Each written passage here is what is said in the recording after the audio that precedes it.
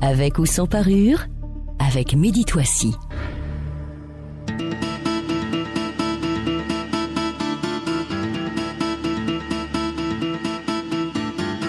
Bonjour et bienvenue amis auditeurs dans Avec ou sans parure, votre émission de débat d'idées sur Lux Radio. Vous nous écoutez à Casablanca sur le 99.2, à Rabat le 105.4 durant le débat. N'hésitez pas amis auditeurs à poser vous aussi vos questions à nos invités. Pour cela, rendez-vous sur notre application Lux Radio, iOS et Android. Destination ensoleillée 360 jours par an. Agadir séduit, mais Agadir et sa région déçoivent aussi. En dépit d'une position de leader dans l'agriculture et la transformation des produits de la mer et d'importants atouts et potentialités, eh bien l'économie de Souss Massadra semble pour le moins vaciller. La ville et sa région font face depuis de nombreuses années aux mêmes problèmes. Rareté des ressources hydriques et des richesses halieutiques qui ont émigré vers le Grand Sud. Une faible croissance du tourisme, hormis quelques rares années d'embellie que l'on ne peut nier. La ville et sa région enregistrent en effet des résultats timides et en deçà des potentialités réelles dont elles disposent. Alors comment expliquer cet état de fait ? Et quelle garantie de réussite offre le nouveau plan lancé par le roi Mohammed VI le 4 février dernier ? Plan qui, pour rappel, a pour objectif de faire d'Agadir un pôle économique intégré et une locomotive pour la région. Vaste programme. Pour en parler avec moi, Najia Ounasser, vous êtes présidente de l'association régionale de l'industrie hôtelière Souss Massadra. Vous êtes secrétaire général du Conseil régional du tourisme et vous êtes également vice-présidente générale de la CGM Souss Massa. Najia Ounasser, merci d'être parmi nous et bienvenue. Merci à vous. Également dans le tour de table, Hamid Faridi, conseiller de nombreux hommes politiques et décideurs privés et publics. Vous êtes expert en communication, vous êtes également acteur associatif. Vous vous passionnez pour de nombreuses thématiques, notamment le monde rural, l'agriculture et l'environnement. Hamid Faridi, bienvenue. Merci.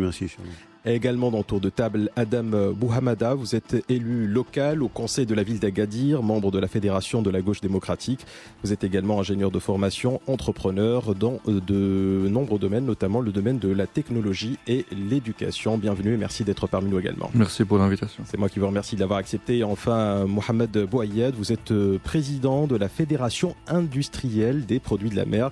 Vous êtes également vice-président de la fédération nationale des industries de transformation et de valorisation des produits de la pêche et ex-président fondateur du cluster Agadir à Liopol. Merci d'être parmi nous, Mohamed. Merci pour l'invitation. C'est moi qui vous remercie. Tout de suite, sans plus tarder, madame, messieurs, l'édito préparé par la rédaction et on se retrouve bien sûr juste après pour vos commentaires. Nous ouvrons le débat sur la région d'Agadir et sa place dans l'économie nationale. Région agricole par excellence, mais aussi touristique. Merci au soleil qui y séjourne pratiquement toute l'année, mais aussi à l'infrastructure touristique développée dans la région. Agadir se maintient en effet depuis des années dans les premiers rangs au classement des premières destinations touristiques nationales en termes de nuitées et de taux d'occupation enregistrés dans les établissements touristiques classés de la région. Des retombées qui ne manquent pas de se ressentir sur la performance de tout le secteur à l'échelle nationale. Nous y revenons dans le débat. À ce niveau, l'heure, et nous le verrons, à l'inquiétude à Agadir et partout ailleurs quant à l'impact de la pandémie du coronavirus qui ne manquera pas de se ressentir dans peu de temps sans que des prévisions d'éclaircies ne puissent être faites d'une manière plus ou moins précise pour l'instant. Pour l'agriculture, et si la pluie a rarement manqué de faire le bonheur du secteur dans la région, cette année, la sécheresse fait craindre le pire pour la saison agricole en cours dans la première région agricole du Maroc. Des craintes pour la récolte, mais aussi pour la sécurité hydraulique dans la région. Des effets qui ne manqueront pas de se manifester en cascade sur la qualité de vie d'une grande partie de la population de la région qui verra ses revenus drastiquement diminuer en même temps qu'augmenteront les prix d'un nombre de produits en raison de leur raréfaction. Des effets aussi sur l'ensemble de l'économie nationale dont les réalisations dépendent en bonne partie de la performance agricole de la région du Souss et qui continue, elle, de dépendre en bonne partie des aléas du ciel, signe que dans la région comme partout au Maroc, si des avancées ont clairement été réalisées, le défi de la modernisation de l'agriculture n'est lui pas encore tout à fait relevé. Nous en débattons avec nos invités. Par ailleurs et au niveau de son actualité, la région d'Agadir a vécu un véritable ascenseur émotionnel ces dernières semaines.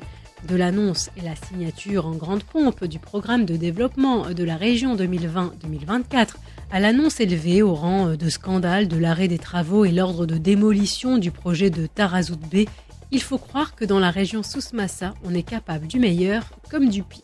4 années que se donne la région pour moderniser ses transports en commun et renforcer son attractivité économique et touristique.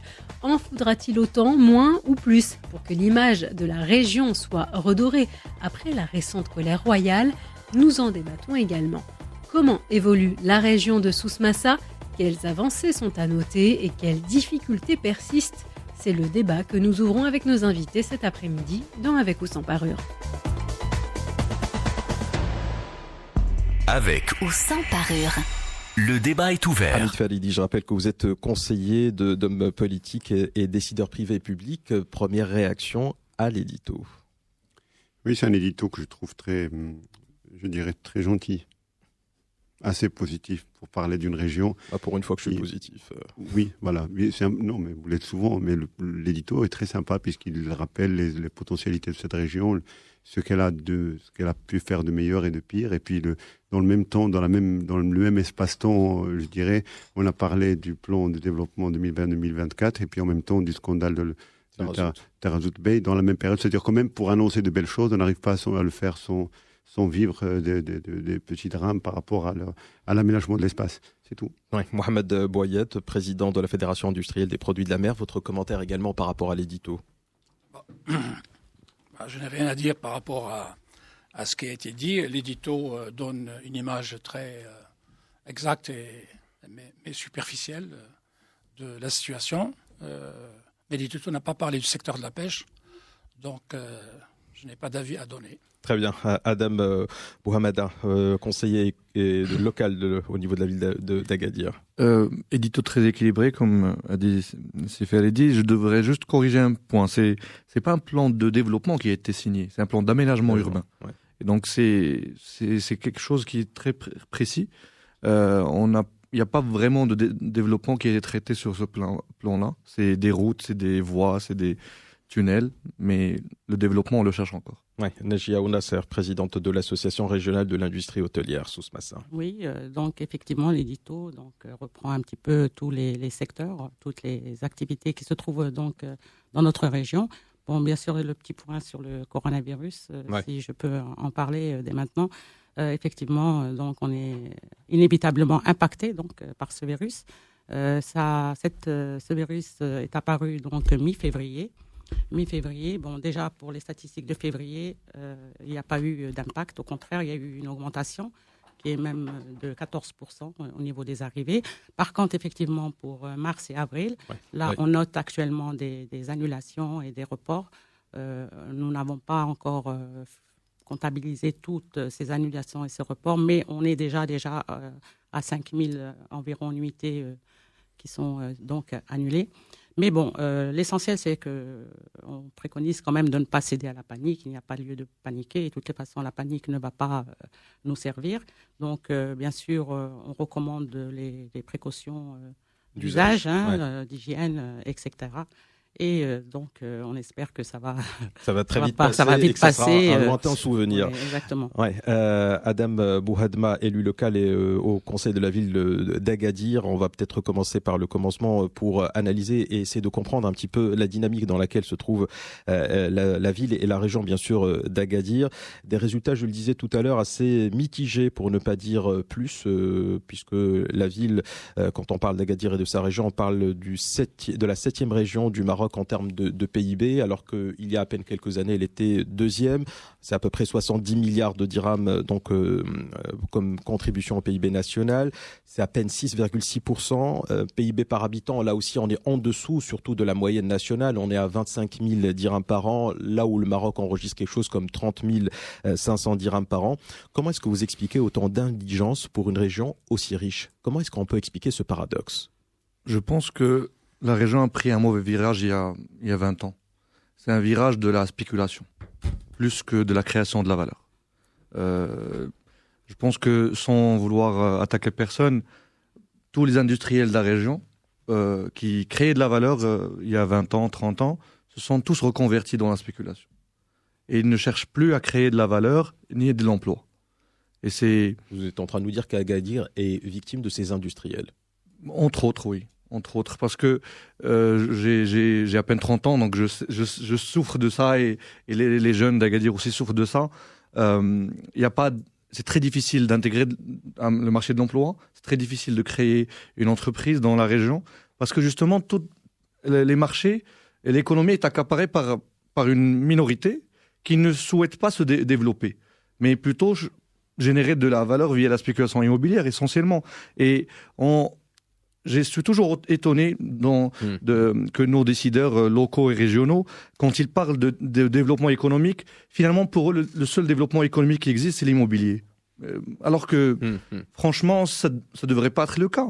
On a une région qui a des richesses naturelles importantes, des ressources humaines aussi. Justement, ça, c'est ce qu'on retrouve dans toutes les littératures, que ce soit au niveau des instances qui dirigent la ville, au niveau des différents ministères qui se penchent sur la question, les atouts, le soleil, les chameaux, ce que vous voulez, le couscous. Mais au bout du compte, finalement, quand on parle développement, là, le développement n'est pas au rendez-vous, ou alors il est très, très, très, très critiquable comme développement. Hamid Faridi, comment est-ce qu'on peut expliquer à nos auditeurs justement que la région d'Agadir, qui est le sujet donc aujourd'hui, Agadir et région, c'est quand même 25 000 dirhams à peine de PIB par habitant, on est en dessous de la moyenne. En termes de chômage, on est au-dessus de la moyenne, puisque le chômage au niveau national, selon en tout cas les chiffres du HCP, on est à 9,4% pour le Maroc et pratiquement 12% pour Agadir. Comment on peut faire d'une région aussi riche une région aussi indigente ? Moi, je suis déjà très, très heureux d'entendre M. Bouhed me le dire, parce que je pense qu'un jeune qui dit clairement les choses par rapport à la politique d'une région dont il est issu et qui, en plus, il est élu local, je trouve ça extrêmement encourageant et ça augure d'un avenir meilleur peut-être pour la région. Maintenant, moi, j'aimerais bien qu'on parle pour une fois d'Agadir autrement que comme on a l'habitude de le faire dans les émissions et dans le débat de grandes régions, des atouts, le soleil et tout. Justement, c'est ce que j'essaie de faire, parce que pour moi, ça ne me parle pas. Voilà, s'il y a des atouts, il doit y avoir, juste pour planter la chose telle que je la vois, peut-être qu'on sera d'accord dans le tour de table ou pas, s'il y a des atouts, il doit y avoir du pognon derrière. Oui. Point. S'il y a des atouts, il n'y a pas de pognon, il y a un problème. Il y a du pognon. Seulement, moi, j'aimerais bien planter un peu le décor selon ma petite lecture des choses. Agadir, c'est l'histoire d'une prodigieuse dégringolade. Une région qui a découvert plein d'atouts. Il y a le soleil, il y a de l'eau, il y a des terres. Et puis, on a choisi comme stratégie la stratégie de la facilité. À savoir, nous allons faire de l'agriculture parce que la région est agricole. Nous allons exploiter les ressources halieutiques parce que nous avons des ressources halieutiques. Nous allons faire du tourisme parce qu'on a du soleil. Et ils sont restés figés dans ça. Ils sont restés figés dans ça pendant 40 ans. 35 ans, 40 ans, la ville n'a pas repensé son avenir. On m'aurait parlé de stratégie qui remettrait en cause cela pour dire, attention, dans 30 ans, nous n'aurons plus le véritable avantage compétitif, à savoir le soleil, parce que le changement climatique sur la planète fait qu'il y a d'autres régions qui ont du soleil, et on ne viendrait pas chez nous seulement pour le soleil. Et puis nous sommes les concurrents d'Ibiza, d'autres régions du monde, où on peut avoir le soleil, la fête et tout ce qu'on veut. Nous avons de l'agriculture, mais l'eau n'est pas renouvelable. L'eau, c'est des ressources, si on n'en prend pas soin, on la perd, et puis quand il n'y a plus d'eau, on va aller creuser un peu plus loin. C'est exactement ce qu'ils ont fait à Agadir. Le choix de la facilité de bout en bout. Et aujourd'hui, on est à 300, 400, 500 mètres en profondeur pour chercher de l'eau. Et résultat, nous continuons à exporter l'eau qu'on n'a pas. Et en dernier lieu, quand on me parle... Vous savez, Agadir, je donne souvent cet exemple quand je parle avec des amis, c'est l'état d'esprit d'un rentier, d'un fils de bonne famille qui a hérité d'un bon héritage, qui a fait un bon héritage et qui n'a absolument rien fait d'autre que consommer l'héritage. Consommer l'eau, consommer les ressources de la pêche, consommer créer des unités agroalimentaires parce que c'est facile de transformer et d'exporter, profiter de la manne de l'export et absolument rien faire en retour. Pourquoi Agadir est une région riche où les gens ne sont pas riches? Pourquoi Agadir est une région riche mais qui a compromis son avenir sérieusement? L'agriculture à Agadir est compromise. Nous n'avons pas le pétrole des Émirats pour travailler l'eau de la mer. C'est une région. Pourquoi Agadir ne fait pas plaisir sur le plan touristique parce qu'elle a perdu son âme, elle n'a pas d'âme. On n'a même pas su exploiter l'arrière-pays magnifique qu'est la Berbiété, le Tamazirt, le Bled, on n'a pas su le faire. Et donc, c'est une zone extrêmement intéressante à regarder comme exemple des choses à ne pas faire pour le reste du Maroc. Carrément. Bon, déjà, j'espère que dans les autres régions, on prendra tellement Agadir, tout ce qu'on ne doit pas faire ailleurs au Maroc. Très bien. Najia Ounassa, présidente de l'association régionale de l'industrie hôtelière. Oui. Alors, effectivement, la région est restée sur ces 3 secteurs phares. Effectivement, le tourisme, l'agriculture, la pêche, qui sont dépendants d'aléas climatiques, de conjoncture internationale et qui font problème. Mais je veux dire, c'était avant. Aujourd'hui, on est sur autre chose. Effectivement, on n'a pas réagi assez vite pour se diversifier. Non, mais justement, il faut expliquer. Si on avait conscience justement des difficultés de la ville, il fallait réagir un petit peu avant. Parce que là, maintenant, aujourd'hui, c'est presque un peu trop tard. Je vais vous dire pourquoi. Parce qu'il n'est jamais trop tard, etc. Mais il est un peu trop tard. Pourquoi ? Parce que vous avez une orientation qui a été donnée par le roi. Donc forcément, vous allez suivre. Que vous soyez d'accord ou pas d'accord, la question ne se pose plus. Au moment où vous étiez justement seul à prendre les destinées de la ville, c'est là où il fallait prendre la décision. Je parle par exemple du plan d'accélération industrielle. Il est prévu depuis un moment. C'est pas. Je veux dire, c'est quelque chose qui est prévu. On n'a pas réagi assez rapidement parce que ceux qui ont réagi, les autres régions qui ont réagi surtout au niveau de tout ce qui est offshoring. Tout ce qui est offshoring, ce qu'on n'a pas pu faire, nous, très vite. Donc, effectivement, il y a eu un décalage. Mais aujourd'hui, les choses changent puisqu'on est en train de développer toute une industrie agroalimentaire, une industrie de transformation. Donc, c'est le plan national qui a été édité et la région était la première, justement, à mettre en application ce plan. Donc, les choses sont en train de changer. Ouais, et concernant, les choses sont en train de changer, mais qu'est-ce que vous avez envie de répondre justement à l'élu local Adam Bouhadma lorsqu'il vous dit il y a 20 ans, on a raté le virage et aujourd'hui, ceux qui profitent véritablement de la richesse d'Agadir, c'est une petite des happy few, une petite minorité qui vit sur le modèle de la rente. Qu'est-ce que vous avez envie de lui répondre ? Il a raison ou pas ? Il a raison, mais tout ça change. Je veux dire, c'est en train de changer. Ça veut dire quoi ? C'est qu'aujourd'hui, ce n'est plus eux qui peuvent créer des industries ou créer des usines ce n'est plus eux. Tout le monde maintenant peut le faire. Je veux dire, on a mis avec quel capital ? Aujourd'hui, déjà, il y a pas mal au niveau des zones qui sont industrielles, franches, intégrées. Il y a beaucoup d'avantages qui ont été donnés pour que les gens puissent investir. Il y a énormément de plans de financement qui sont actuellement mis en place pour justement que tout le monde puisse créer, tout le monde puisse investir. Donc, je pense que là... Et donc ça, c'est suffisant pour vous pour inverser la c'est pas suffisant. Il faut bien des moyens, il faut bien que des choses soient là pour qu'on puisse... Très bien. Mohamed Bouayed, président de la Fédération industrielle des produits de la mer. Qu'est-ce qu'on peut répondre justement à ce jeune Je suis assez d'accord avec tous les intervenants sur le diagnostic et les causes. Oui. Maintenant, sur les causes, on n'a pas encore véritablement parlé parce qu'on ne comprend pas toujours. Oui, en partie, on a dit les industriels, on dit les investisseurs, les gens qui ont de l'argent à Agadir ont investi dans l'immobilier, etc. Est-ce que c'est la seule raison ? Il faut savoir que, d'abord, les secteurs traditionnels, l'agriculture, la pêche et le tourisme, on a effectivement adopté la position de rentier.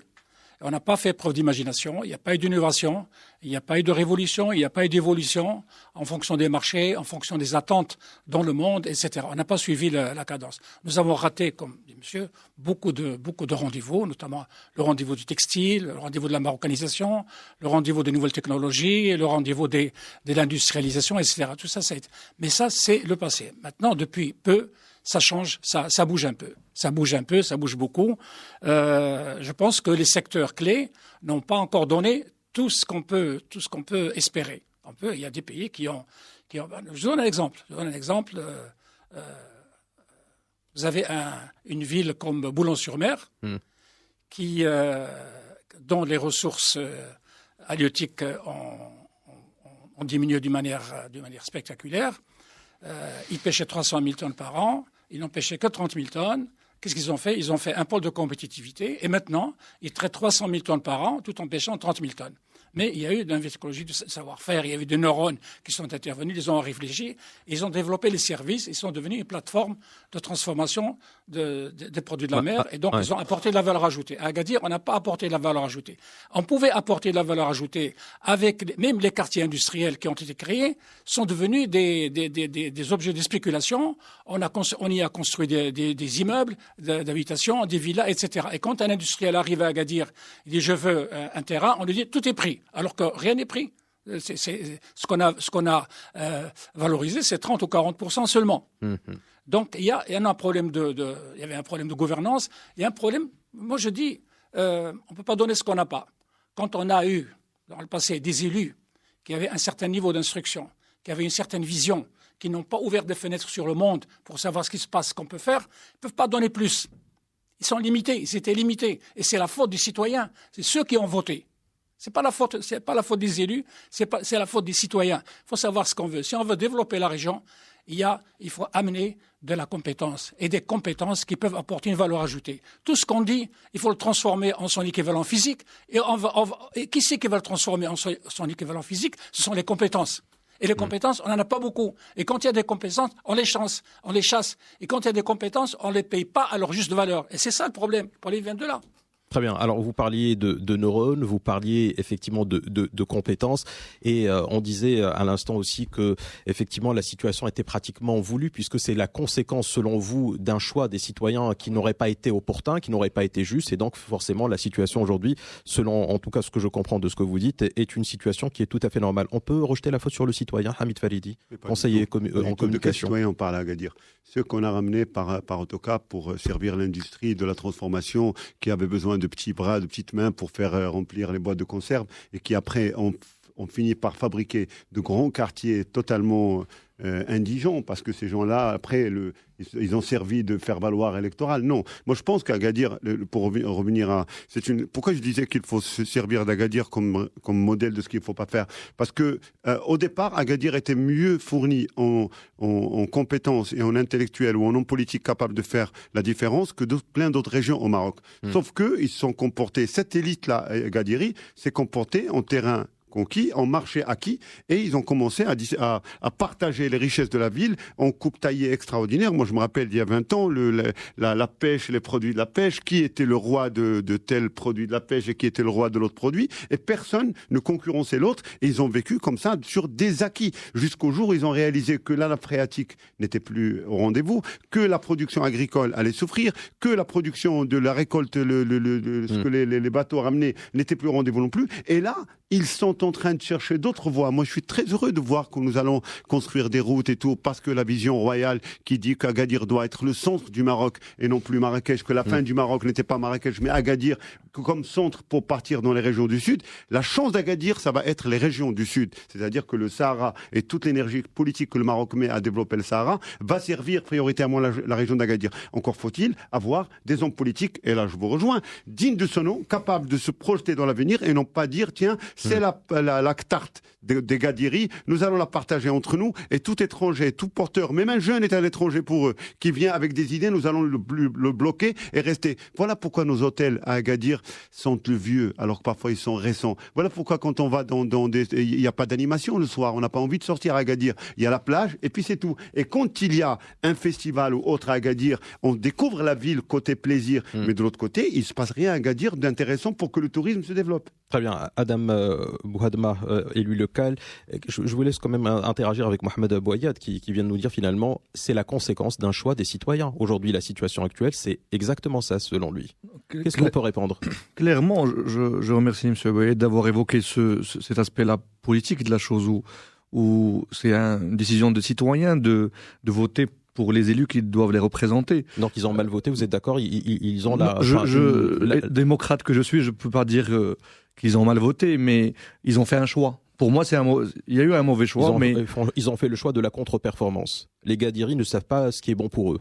C'est ça que vous êtes en train de nous dire. Je ne peux pas le formuler comme ça. Franchement, c'est ce que vous pensez très fort. Je pense que le problème qu'on a eu, par exemple, c'est que uniquement 30% des Gadiri ont voté en 2015. Uniquement. Donc ça, c'est un vrai souci déjà. C'est un vrai souci, c'est le souci de base. Oui, donc après, il y a aussi des programmes qui ont été combattus. On parlait aussi de spéculation immobilière tout à l'heure. Nous avions eu pendant 12 années un dirigeant de la ville, M. Kbej, que je salue aujourd'hui, parce que finalement, le programme qui a été signé devant le roi, une grande partie de ce qui a été signé venait de ces projets qu'il souhaitait mettre en place à Agadir, sauf qu'il a été combattu. Il a été combattu par qui ? Par les spéculateurs, justement. Parce que finalement, quand on est maire d'une ville et qu'on souhaite... Excusez-moi, mais quand une délégation du ministère de l'Intérieur se déplace depuis Rabat pour auditionner Kbej, qui était donc le maire de la ville, jusqu'à pas d'heure, jusqu'à des heures très tardives au petit matin, il y a un problème. C'est pas les spéculateurs, c'est l'État. C'est le gouvernement. Parce qu'il y a eu des auditions qui ont été diligentées par le ministère de l'Intérieur. Ce qui a sauvé Kbej à l'époque, c'était quoi ? C'était le printemps arabe. Et c'était l'ébullition du printemps arabe qui a mis fin pratiquement, si vous voulez, à ces entrevues pour le moins assez particuliers. On peut pas. Non, mais dites-moi que c'est faux. C'est probablement vrai ce que vous dites, mais ce que je voulais moi évoquer, c'est que l'État a le droit d'auditer toutes les communes qu'il souhaite. C'est pas un souci. C'est pas le problème. Si le monsieur va dans le bon sens, comme vous dites, c'est vrai que c'est assez particulier. Non, un audit n'est pas une accusation. Ouais. Le fait d'être audité n'est pas preuve de culpabilité. Mais 5 heures, 6 heures, c'est vrai que c'est un peu beaucoup. Non, c'est le fait que vous passiez. Si vous passez 24 heures au commissariat, ça ne veut pas dire que vous êtes coupable. Juste un détail. Dans le jeu pas très propre de la politique au Maroc, vous êtes souvent attaqué par des concurrents qui ne s'affichent pas, et même sur la base d'une simple lettre dénonciatrice, vous recevez la visite d'une commission qui va vous auditer pendant des heures. Ça ne prouve pas que vous êtes un mauvais gestionnaire. Mais ça prouve que vous avez une forte concurrence au sein de votre région. Non, ce que je voulais dire, c'est que l'ancienne équipe qui dirigeait la ville d'Agadir essaye de protéger le foncier d'Agadir. Justement, ne pas accorder des autorisations à tout va.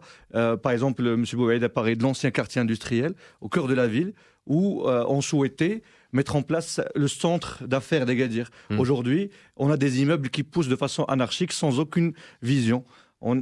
Alors que c'est des terrains qui ont été attribués de façon presque gratuite, j'imagine, à l'époque.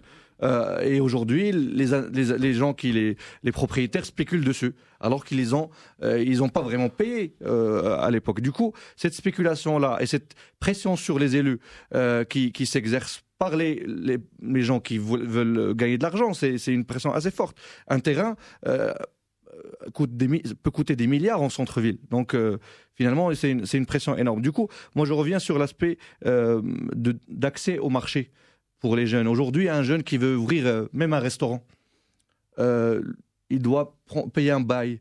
Le bail, il coûte parfois 100 000 dirhams, 200 000 dirhams. Comment il peut rentabiliser son business ? Parce que la personne qui possède les murs du restaurant demande un bail qui est excessif. Et du coup, c'est pour ça qu'on a des restaurants qui ferment, des restaurants où il n'y a pas d'animation, etc. Donc, c'est lié à cette prédation, à cette spéculation-là que moi, j'espère pouvoir combattre dans les prochaines années. Parce que moi, modestement, en tant que jeune élu, j'ai la prétention de vouloir penser la ville au sens global du terme. Une ville où tout le monde peut vivre correctement, où les jeunes peuvent se déplacer, se divertir, étudier, où des femmes aussi peuvent se déplacer correctement sans être harcelées par des voitures également. C'est des choses simples de la vie, mais que finalement, on n'arrive pas encore à réaliser parce que la priorité des dirigeants, malheureusement aujourd'hui, est ailleurs. Elle est ailleurs, on essaiera de voir où est-ce qu'elle est exactement. On a parlé de prédation, de spéculation comme facteur qui expliquerait en tout cas le non-développement d'Agadir et de sa région comme on l'aurait souhaité éventuellement, et surtout au vu des potentialités justement de la région. Mais il y a un point qui est très important, c'est que, en tout cas à ma connaissance, et je vous le disais un petit peu en début d'émission, un petit peu avant le début de l'émission, c'est que il n'y a pas une ville, une région, un pays qui s'est développé sans avoir des ressources humaines suffisamment formées. Or aujourd'hui, quand on voit les chiffres par rapport à Agadir, 5,4% de la population a un diplôme supérieur. Seulement 5,4%. C'est un taux qui est excessivement bas Et avec ça, moi je me dis que tous les plans, que ce soit le plan d'aménagement qui vient d'être justement mis en place, que ce soit le plan de développement régional qui a été mis en place en 2004 et 2017, etc., tous ces plans, ça restera du PowerPoint. Si l'humain n'est pas au centre, on ne peut pas développer quoi que ce soit. On peut développer des slides, mais on ne peut pas développer un véritable plan qu'on va implémenter dans la vraie vie. Aujourd'hui, quel est le plan de la ville pour la formation, pour justement monter en compétences, pour justement reprendre ce que vous êtes en train de dire, vous étiez en train de dire, Mohamed Bouayyad, avoir des neurones, parce que la ville a besoin de neurones. Et elle n'en a pas, manifestement, elle n'en a pas beaucoup, 5,4 avec un diplôme supérieur. Je pense que ça veut tout dire, Mohamed Bouayyad. Permettez que j'intervienne. Je vais raconter une petite anecdote. Permettez que... Allez-y. Je me trouvais à New York des années 90, assis à côté d'un monsieur qui était président du conseil municipal, parce qu'un étudiant marocain s'est proposé volontairement de nous faire visiter la ville de Miami. Et il nous a demandé où c'est qu'on voulait aller. Je lui ai dit, amenez-nous là où les architectes se sont éclatés, disons, se sont donnés libre choix à leur imagination. Et il nous a amenés dans un quartier où il y avait des immeubles sous toute forme, sous forme d'aigle, sous forme de briquet, sous forme, etc., etc. Et ce monsieur qui était à côté de moi, il me dit, monsieur Bouayyad, cette ville, elle a la construction, mais elle n'a pas le Omran. Elle n'a pas le Omran. Je lui dis, qu'est-ce que vous voulez dire? Il me dit, c'est grand, mais c'est pas habité. Je dis, comment savez-vous que ce n'est pas habité? Il m'a dit, je vois personne. Je lui dis, est-ce que pour vous habiter, c'est mettre les chaussures, les chaussettes et les habits? Il me dit oui. Je dis non, ça c'est un autre mode de vie, c'est différent. Et j'ai demandé à cet étudiant, que je remercie, je n'ai pas ses coordonnées ni son nom, de nous amener dans un immeuble. Et dans cet immeuble, on a trouvé une université, une piscine municipale, des banques, des assurances, des salles de sport, etc. Et le gars est resté ébahi. Il dit, j'étais loin d'imaginer qu'il y a tout ça. Comment voulez-vous qu'un responsable au plus haut niveau de la ville mène cette ville dans l'avenir alors qu'il ne sait pas, il n'est jamais sorti de chez lui, il ne sait pas ce qui se passe ailleurs.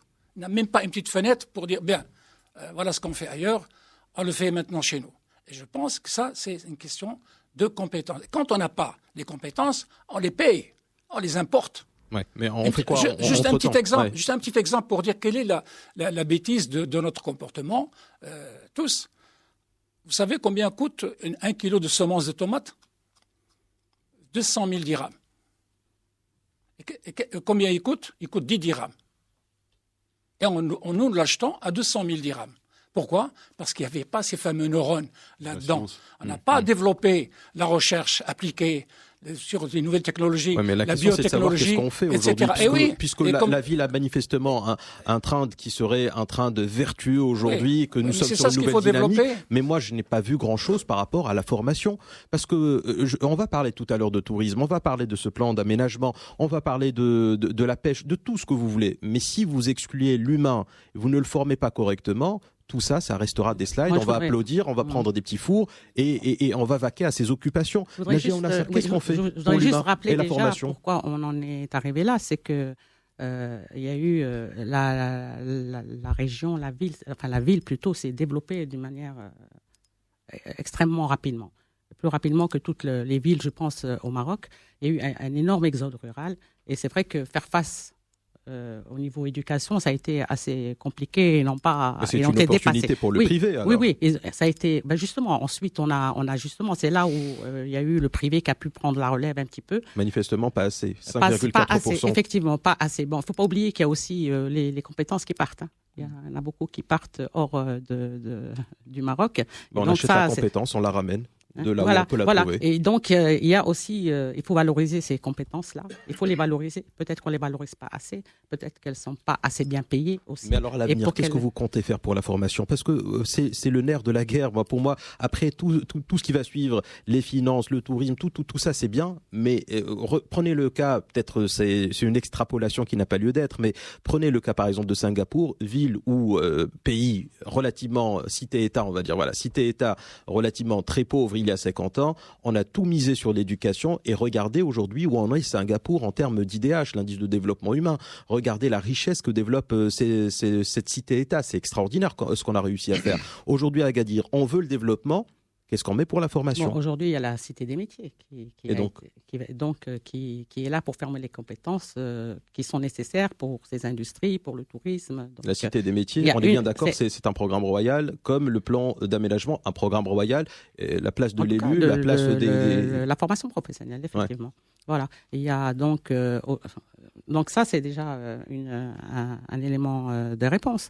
Il y a aussi la formation qui se fait, la formation continue qui se fait aussi. Heureusement qu'elle se fait, mais c'est la dynamique. Est-ce qu'il y a une vraie feuille de route pour la formation des Gadiris? C'est ça la vraie question, parce que si on nous dit oui, mais de toute façon, vous savez, au coin de la rue, on fait de la formation continue. Et vous savez quoi? Il y a une petite cité des métiers juste à côté, derrière l'épicier du coin. Non. Qu'est-ce qu'il y a comme action structurée pour former? Combien de jeunes on va former? Dans quel métier? Quelles sont les branches d'avenir? Quels sont les secteurs porteurs? Est-ce qu'il y a une vraie vision pour la formation des gens d'Agadir? Ou est-ce qu'on en est encore à du tâtonnement? Mais par contre, beaucoup d'espoir avec les slides. Encore une fois, le PowerPoint. Adam Bouadma, qu'est-ce qu'on peut répondre par rapport à ça? Le diagnostic est très sévère, c'est vrai. L'idée qu'on n'a pas assez de diplômés qui restent à Agadir, justement parce qu'il n'y a pas assez d'emplois pour les maintenir. Et il faut vraiment une critique qui doit être sérieuse et sévère envers l'université. Benozor, je suis lauréat d'université, mais il faut être sévère dans le sens où, malheureusement, l'université forme pour des entreprises hors d'Agadir. Le NCG, l'ENSA, 90% des lauréats de l'ENSA quittent la ville d'Agadir, l'école d'ingénieurs. Le NCG, quasiment la même chose. Donc, en fait, c'est un programme de formation qui ne tient aucunement compte des besoins de la ville. C'est vraiment un souci déjà. Mais c'est la première pierre de l'édifice. Je suis désolé, on peut disserter autant que vous voulez, débattre autant que vous voulez. Le point de départ, ça devrait être celui-là, il me semble. Et après, à vous de voir si vous les invitez. Pour ne pas être sévère uniquement envers l'université, également les entreprises régionales ont un sérieux problème de captation de compétences. C'est très difficile de faire un stage de qualité à Agadir. On ne trouve pas. Et c'est très difficile d'intégrer le marché de l'emploi en tant que jeune. Et du coup, les entreprises doivent aussi se remettre en question. Au lieu de recruter uniquement des personnes de la famille ou qui coûtent pas cher généralement. Ou les deux. Ou les deux. Voilà. Ou les deux. Et donc, il n'y a pas de concurrence réelle. Il y a des plafonds de verre énormes. J'ai beaucoup d'amis qui travaillent dans des entreprises régionales qui savent très bien qu'ils ne seront jamais dirigeants ou directeurs parce que, soit ça va se transmettre chez la famille, soit il y a toujours un plafond de verre qui va, ils vont pas jamais pouvoir évoluer. Donc ça n'aide pas. C'est pour ça qu'on a des lauréats qui quittent la ville et qui ne reviennent jamais finalement, parce que pour revenir, il faudrait trouver un emploi. Donc c'est de l'investissement à fond perdu. Clairement, non seulement on n'arrive pas à former en masse les talents dont on a besoin, mais en plus ceux qu'on forme sont en train de partir. Donc c'est une double peine. C'est ça que je suis en droit de comprendre. On forme en quantité. Maintenant, on forme beaucoup de diplômés. Pas en qualité. Mais en qualité, pas forcément. Hamid Faridi, conseiller en communication politique. L'une des premières constatations que j'avais faites il y a quelques années déjà, c'était que les écoles de commerce à Agadir formaient de très bons profils. Et donc, je les retrouvais très souvent dans les entreprises à Casablanca ou à Rabat. Des gens qui arrivent à percer très, très sérieusement. Ceci n'est pas la faute des centres de formation ou de l'université d'Agadir. Non, ni même des jeunes qui sont extrêmement débrouillards travailleurs et qui, je le rappelle, ne viennent pas seulement d'Agadir, ils viennent de toute la région. Un jeune de l'Aïoul se développe plus facilement à Agadir, un jeune de Imitanout, de Tafraout viendra à Agadir. Et ces jeunes-là trouvent refuge professionnellement parlant dans des entreprises à Casablanca, à Marrakech et à Tanger. Maintenant, quel est le problème? C'est que M. Bouadma l'a dit maintenant, il y a un problème de management, d'élite managériale au niveau d'Agadir, des gens qui sont encore dans l'esprit que le népotisme est une qualité, ils pensent que vraiment que le népotisme est une valeur sûre parce qu'on va recruter au sein de sa famille, parce que ça va rester en famille, et puis surtout, ça manque d'ambition. Je reviens à ce que j'ai dit au départ. Quand vous n'avez pas d'autre ambition que d'exploiter l'existant, quand vous n'avez pas d'autre ambition que de faire ce que la nature vous a donné. Vous n'avez absolument aucune projection sur 30 ans. Vous faites avec l'état des lieux. En fait, et il y a un véritable problème à Agadir. Il faut aussi, moi je me réjouis de cette émission, parce que très souvent, je regarde où je suis des émissions qui parlent de cette région, et très souvent, on ne parle pas des choses vraies dans cette région. Agadir, pendant très longtemps, a été victime d'un véritable hold-up de la part d'une élite qui était à la fois élite économique et élite politique. Parce que quand vous êtes à la tête d'une entreprise qui emploie 3000 jeunes femmes qui habitent dans les quartiers défavorisés, vous vous présentez aux élections locales puis régionales dans cette région.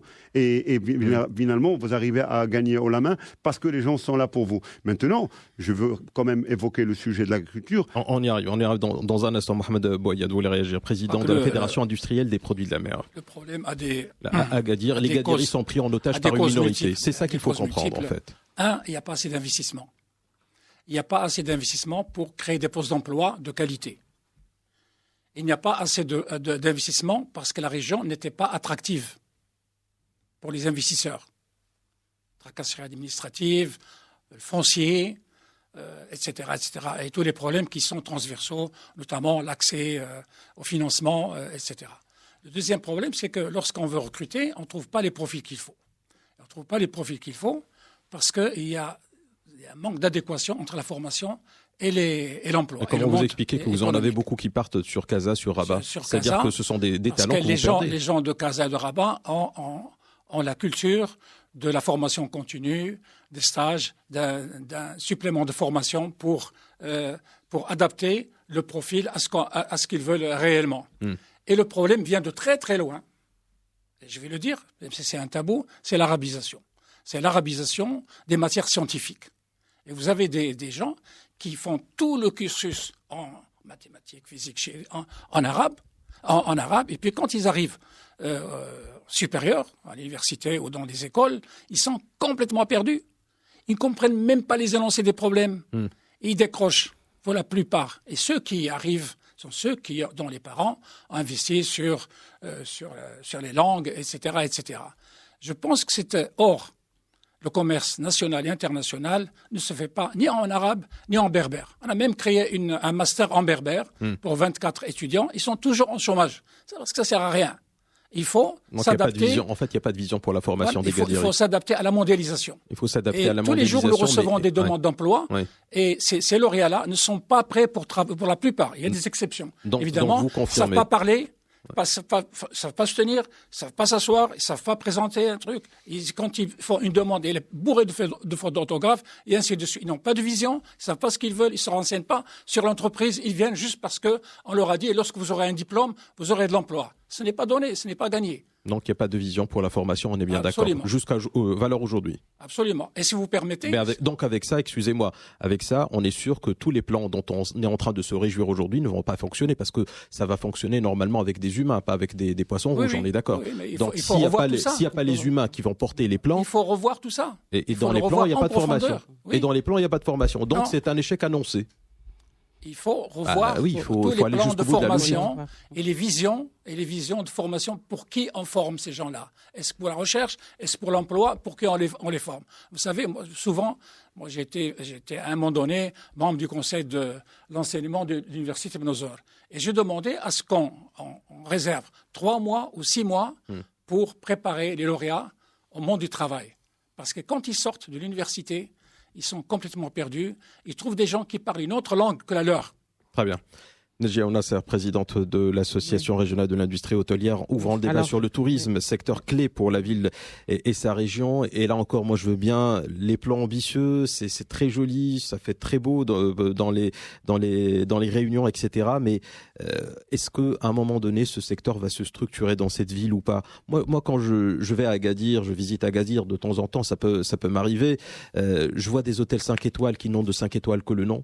Je vois des hôtels qui appartiennent à des structures publiques et qui les ont pratiquement abandonnés. Et finalement, c'est pas encourageant, ça ternit même l'image un petit peu de l'hôtellerie dans la ville. Et je vois que ça perdure. Qu'est-ce qu'une responsable justement de l'hôtellerie et du tourisme propose aujourd'hui concrètement pour sortir un petit peu, donner un peu des lettres de noblesse au secteur? Alors, je suis tout à fait d'accord. Effectivement, quand vous voyez le parc hôtelier, effectivement, il y a des hôtels étatiques qui sont fermés. Nous, on n'a aucun pouvoir là-dessus. Ce sont des hôtels étatiques. Donc, ils vont rester. Nous, on des peut rien hôtels faire. épaves qui vont rester toute la vie. On ne peut pas. Nous, on peut rien faire. Donc, par contre, pour effectivement. Excusez-moi, vous ne pouvez pas demander au ministère de l'Intérieur. On le dit régulièrement. Ils vous répondent. Bon. Non, mais c'est une vraie question. Parce que quand moi, j'ai des hôtels épaves qui font moche dans la ville, qui dégradent l'esthétique de la ville, moi, autant que responsable, j'envoie un courrier avec lettre recommandée, appelez ça comme vous voulez, au ministre de l'Intérieur, au Premier ministre, au chef de gouvernement, à qui vous voulez, mais de responsable qui a un impact que moi, je n'ai pas, un pouvoir que moi, je n'ai pas, et j'attends sa réponse. Et si sa réponse est négative, ou si sa réponse ne me plaît pas, ou me déplaît, à ce moment-là, j'étale, je convoque la presse. Je dis, j'ai essayé, j'ai fait mon bout du chemin, le ministre m'a répondu. Ça a été mis voilà ce que m'a répondu le ministre. Aujourd'hui, je suis dans une situation de blocage et on met le paquet sur ça. Au niveau ne serait-ce que de la communication, ce qui n'est pas fait aujourd'hui. Ce sont des choses qu'on a dites, ce sont des choses qui ont été écrites aussi dans la presse. Pour ce qui est du reste du parc hôtelier, effectivement, il s'est beaucoup dégradé. Le parc hôtelier, il est dégradé. Donc, ils sont vétustes, les hôtels sont vétustes, ils ne sont plus du tout compétitifs. Et aujourd'hui, heureusement, donc il y a eu un plan de rénovation et de financement de la rénovation pour aider les hôteliers à rénover leurs hôtels.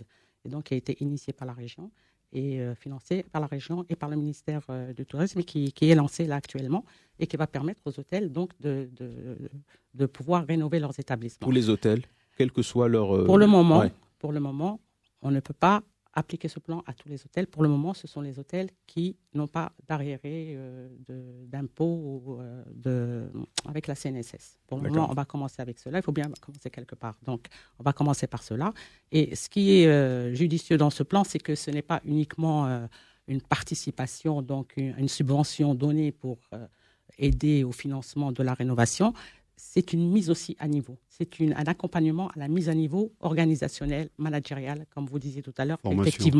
Effectivement, il y a un gros souci là-dessus. Ouais.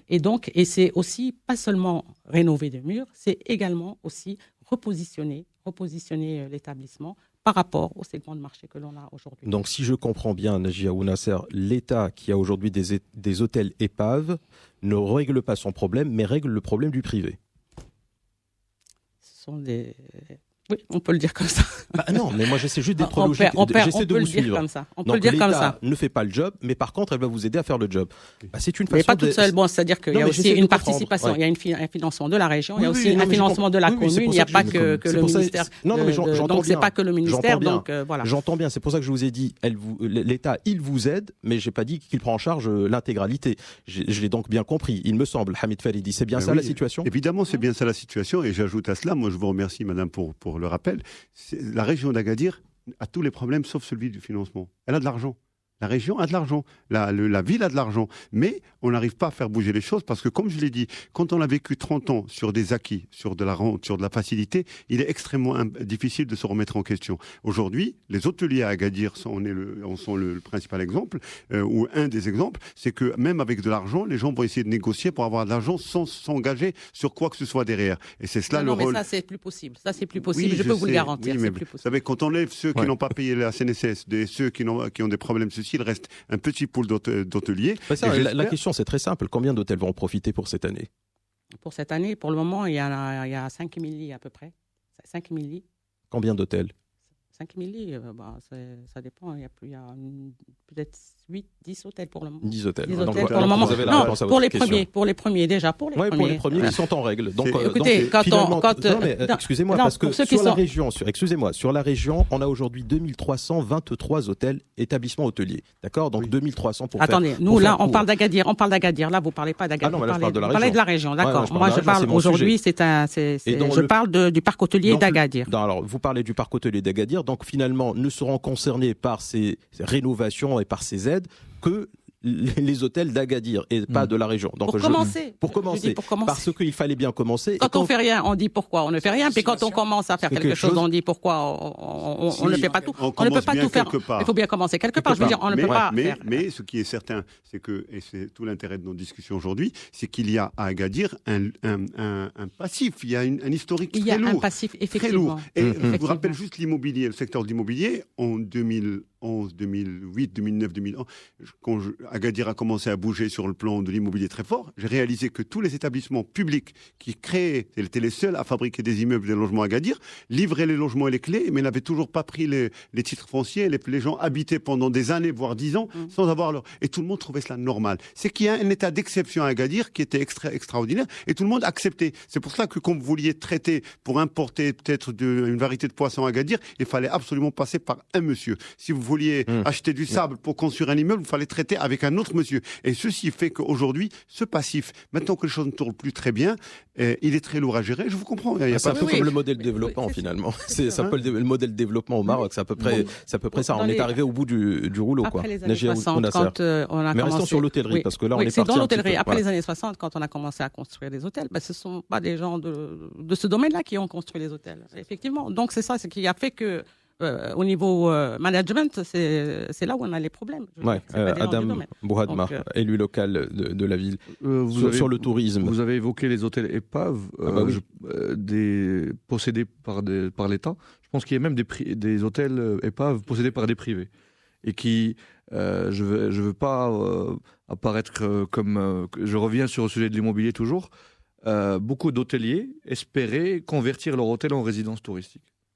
Pendant des années, il y a eu une pression forte d'hôteliers qui ne voulaient plus faire leur métier, mais transformer les hôtels qu'ils ont en appart-hôtel pour pouvoir soit vendre, soit faire la gestion locative. Et du coup, plusieurs hôtels aujourd'hui, d'après ce que je sais, le tourisme n'est pas mon secteur d'activité, beaucoup d'hôtels sont aujourd'hui bloqués, les constructions sont bloquées, parce que les propriétaires espèrent pouvoir avoir le changement de vocation de la rente. Revenir à l'immobilier. Donc, pour revenir à l'immobilier. Et je pense qu'il y a même des affaires en justice dans ce sens, où des hôteliers ont commencé à vendre réellement des studios, des appartements au sein des hôtels, et ça s'est fini au tribunal. Et donc, je pense que les hôteliers, je ne veux pas donner de leçons, mais les hôteliers doivent faire leur métier déjà, de recevoir des gens.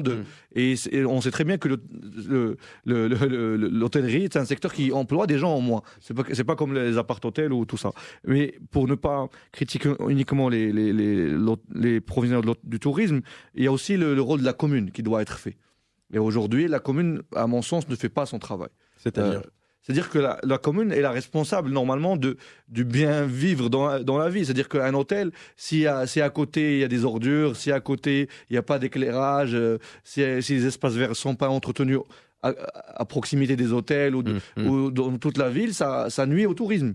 Donc la ville doit jouer son rôle à travers les services de propreté, nettoyage, mais aussi l'aspect divertissement et animation qui est aussi très faible aujourd'hui dans la ville. Je sais que il y a un déficit effectivement en animation. La ville et le CRT font des choses, mais pour moi c'est pas suffisant. C'est pas suffisant aujourd'hui. Je connais pas mal d'amis jeunes qui ont des groupes de musique, par exemple, qui veulent bien jouer dans des restos, mais bon, avec des cachets de 200 dirhams, 500 dirhams, on peut pas vivre. Donc si la ville, si les hôteliers veulent qu'il y a de l'animation, il faut mettre de l'argent pour que des jeunes puissent vivre de leur métier, parce que c'est bien pour certains c'est une passion, mais il faut pouvoir en vivre. Donc la ville doit faire son travail aujourd'hui. Je pense que la ville d'Agadir a perdu 5 ans depuis les dernières élections locales. On a une équipe qui n'a pas su trouver ses repères. Et c'est perdu dans des considérations politiciennes malheureusement. Alors, de toute façon, il va falloir à un moment donné avoir une vraie feuille de route pour le tourisme dans cette ville et dans la région aussi, d'autant plus que l'année s'annonce difficile, 2020, avec le problème notamment du corona, puisque on a assisté et on a quelques chiffres qui commencent un petit peu à tomber, plusieurs annulations, plusieurs personnes qui commencent un petit peu à retarder ou à voir carrément annuler leur séjour. Par exemple, on sait que le Maroc perdra pour le mois de mars, pas pour le mois de mars, on perdra quelque chose comme 100 000 touristes. C'est quand même, ça va se chiffrer donc en millions de dirhams. Je sais que généralement, lorsqu'un touriste vient, le ticket c'est à peu près de 5 000 dirhams par touriste au Maroc. Donc vite fait, on fait le calcul, on est sur quelque chose comme 500, je pense, ou 50 millions de dirhams qui vont partir en fumée, en tout cas pour le mois de mars. Mohamed Bouayed, président justement de la Fédération industriel des produits de la mer voulait réagir sur ce point. Oui, justement, je voulais dire que le tourisme, ce n'est pas seulement l'hôtel. Oui. Évidemment, c'est le produit, mais c'est tout le reste. L'hôtellerie, le tourisme commence déjà à l'extérieur, en termes de publication, même avant l'aéroport, en termes d'image que le secteur du tourisme veut montrer aux futurs clients, à l'aéroport, etc. Il y a la notion de service. On est très déçu lorsqu'on va dans certains hôtels 5 étoiles et 4 étoiles A, où le service est très médiocre. Mais justement, qu'est-ce qu'on peut proposer ? Parce que les recrutements se font à la va-vite, auprès des gens qui n'ont aucune formation. Ils évitent les gens qui sont formés. Ils évitent de les sédentariser, de les fixer, de les inscrire à la CNSS, etc., etc. Et il y a aussi un problème d'éthique par rapport au respect de la ville, par rapport au respect du monde, par rapport aux touristes. Moi, je dis qu'Agadir, ce n'est pas une ville touristique. Agadir, c'est une ville hôtelière. Parce qu'une ville touristique, c'est une ville qui fait profiter aux citoyens, à la population, à tous ceux qui tournent dans la ville, des revenus du tourisme. Il faut que le tourisme impacte quelque part le citoyen qui rentre chez lui avec quelque chose. Et ce n'est pas le cas. Le problème de l'all inclusif a tué le tourisme à Agadir. Vous avez quelques hôteliers qui marchent très très bien, qui marchent beaucoup mieux que tous les autres, qui ont les hôtels pleins pour 2-3 prochaines années. Peut-être que j'exagère, peut-être pour les 2 prochaines années, je ne suis pas très loin. Avec la faillite et d'autres et tout ça, qui n'ont personne. Alors, c'est le premier point. Je termine très rapidement. Deuxième point, lorsqu'on base sa politique de développement uniquement sur l'étranger, un jour ou l'autre, on a un collapsus. C'est le cas du monde actuellement, puisque la Chine, c'est l'usine du monde, et le monde peut s'arrêter parce que la Chine a des problèmes. Pourquoi on n'a pas développé le tourisme national ? Lorsque vous savez qu'un touriste français, allemand ou espagnol paye, je peux dire des choses, vous pouvez me corriger, un montant, disons, 500 € pour une semaine. Ça tourne entre 500 avec et 600 euros. Le billet d'avion compris, le transfert de l'aéroport compris, etc. Demi-pension à 500 € ou 400 €. Il dépense beaucoup plus chez lui lorsqu'il reste chez lui. Alors que le citoyen marocain, lorsqu'il va dans un hôtel, on lui demande le plein tarif. Ce n'est pas normal. Il faudrait qu'il commence, et c'est l'occasion jamais avec le coronavirus, de construire un tourisme local.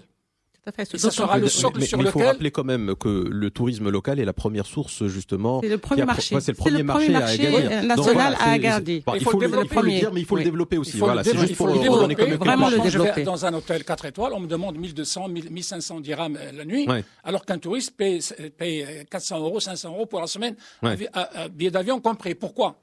Il y a des poids et des mesures, d'autant plus qu'une bonne partie des devises reste ailleurs, avec les tours opérateurs, etc. Donc, où est l'économie ? Quel est le modèle de développement ? Le pire, c'est quand les Marocains réservent via Booking. Alors ça, c'est le pire. Donc, mais le problème aussi, c'est que les Marocains ne passent pas par des agences de voyage. Ils ne veulent pas passer par des agences de voyage. Ils préfèrent passer par Booking plutôt que d'aller dans une agence de voyage. Mais ça, c'est très bien. Maintenant, qu'est-ce qu'on fait justement pour le tourisme ? C'est ça qui est intéressant. Aujourd'hui, il faut qu'on développe le tourisme national. C'est clair. Mais comment ? Mettons en place donc. Qu'est-ce que vous pouvez faire autant justement que présidente de l'association régionale de l'industrie hôtelière de la région de Souss Massadra ? Qu'est-ce que vous proposez d'une manière très concrète ? Et c'est très dur moi je comprends que ce soit dur pour vous de dire des pistes d'orientation, parce que l'un des freins au développement du tourisme national, c'est les hôteliers. Les hôteliers, mais parce qu'aujourd'hui, on n'a pas les structures. Mais Kounouz Biladi était une très belle opération à l'échelle du Maroc. Mais je vais vous dire le problème. Et les premiers qui ont bloqué, qui ont cassé la dynamique Kounouz Biladi, c'est les hôteliers d'Agadir. Je vais vous dire pourquoi. Vous savez que le Kounouz Biladi, en été, comment voulez-vous que les hôtels, ils attendent l'été pour pouvoir travailler, les hôteliers, parce que la plupart du temps, dans toute l'année, ils récupèrent en été. Et vous voulez leur mettre du Kounouz Biladi l'été ? Je veux dire que c'est pour ça que ça n'a pas fonctionné. Maintenant, ça va bien fonctionner. Maintenant qu'il n'y a plus Kounouz Biladi, ça fonctionne bien. C'est-à-dire qu'aujourd'hui... il faut choisir. Je veux dire qu'aujourd'hui, il faut mettre en place des tarifs adaptés. Il faut avoir des structures aussi qui sont adaptées au tourisme national. Les structures, elles ne sont pas adaptées. Et les Marocains, ils viennent en famille, ils viennent donc. Est-ce qu'on a des structures qui sont adaptées? Vous parlez, excusez-moi, juste pour revenir quand même sur Kounouz Biladi, il me semble, sauf erreur de ma part, si je me trompe, corrigez-moi, que les hôtels qui ont accepté d'y participer, c'était sur la base du volontariat. On n'a pas imposé à tous les hôteliers, par exemple d'Agadir ou Marrakech ou peu importe la région. Mais je pense que ceux qui ont accepté, ils l'ont regretté. C'est ça que vous êtes en train de dire? Non, ils l'ont pas regretté. Ils ont respecté. Non, ils ont respecté. Ils étaient contents du résultat. Non, attendez. Ils ont respecté. Ils ont respecté les chambres qu'ils ont données en tant que Kounouz Biladi. Ils l'ont respecté. D'accord. Donc mais il y en a beaucoup qui n'ont pas réservé avec Kounouz Biladi. Très bien. Maintenant, on fait quoi concrètement? Beaucoup n'ont pas réservé avec Kounouz Biladi. Très bien. On fait quoi concrètement aujourd'hui pour faciliter l'accès justement aux hôtels, aux nationaux, aux Marocains qui vivent au Maroc et qui sont finalement votre premier marché? Vous êtes aujourd'hui en confrontation avec une crise mondiale sanitaire qui s'appelle le coronavirus. C'est peut-être l'occasion, comme le dit Mohamed Bouayyad, de revoir les choses, revoir votre copie et encourager en mettant des actions concrètes.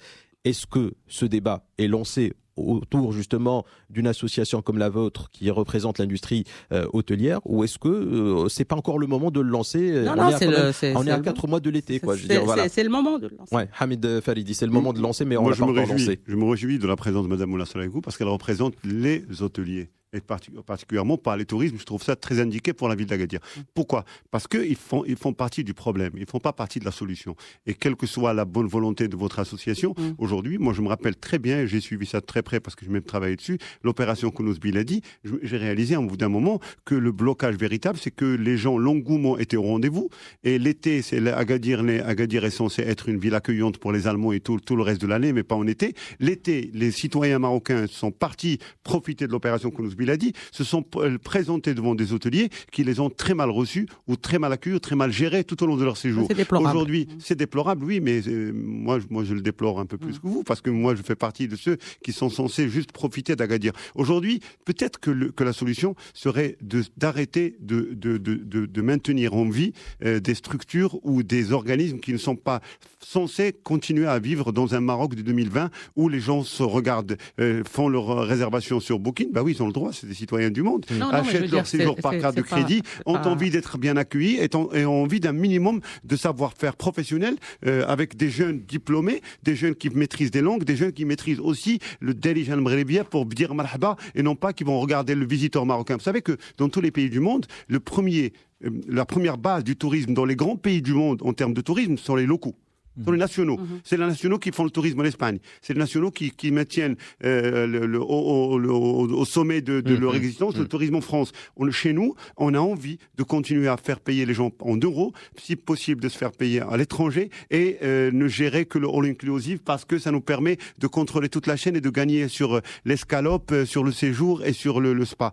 Aujourd'hui, Agadir, je le dis, Agadir est une ville qui a beaucoup de potentiel, mais ça, comme tous les pays africains. Vous savez, il y a plein de pays africains qui ont du potentiel depuis 40 ans, mais qui ne vont jamais rien en faire. Agadir, aujourd'hui, est en crise et c'est une chance. Il faut peut-être une crise pour que les fils à papa, les rentiers, se réveillent et qui se disent, tiens, la poule aux œufs d'or, on l'a tuée. On s'est assis dessus. Elle est morte, la poule aux œufs d'or. Retroussons nos manches pour travailler. Dans le tourisme, dans l'immobilier, qui veut aujourd'hui acheter un bien immobilier en partant de Casablanca, investir dans un appartement avec tout ce qu'on a connu de trucs? Et évidemment, dans les services, Agadir, est-ce qu'Agadir aujourd'hui, il joue pleinement son rôle comme relais, comme rond-point, comme hub marocain? On parle du hub africain, mais bon, ça c'est autre histoire. Mais un hub marocain, Agadir, entre les régions du sud, les régions du centre et le Casablanca, Rabat et Tanger, Agadir ne le fait pas. Donc quelque part, à travers vous, je m'adresse un petit peu à tous ceux qui font l'industrie à Agadir, l'industrie des services.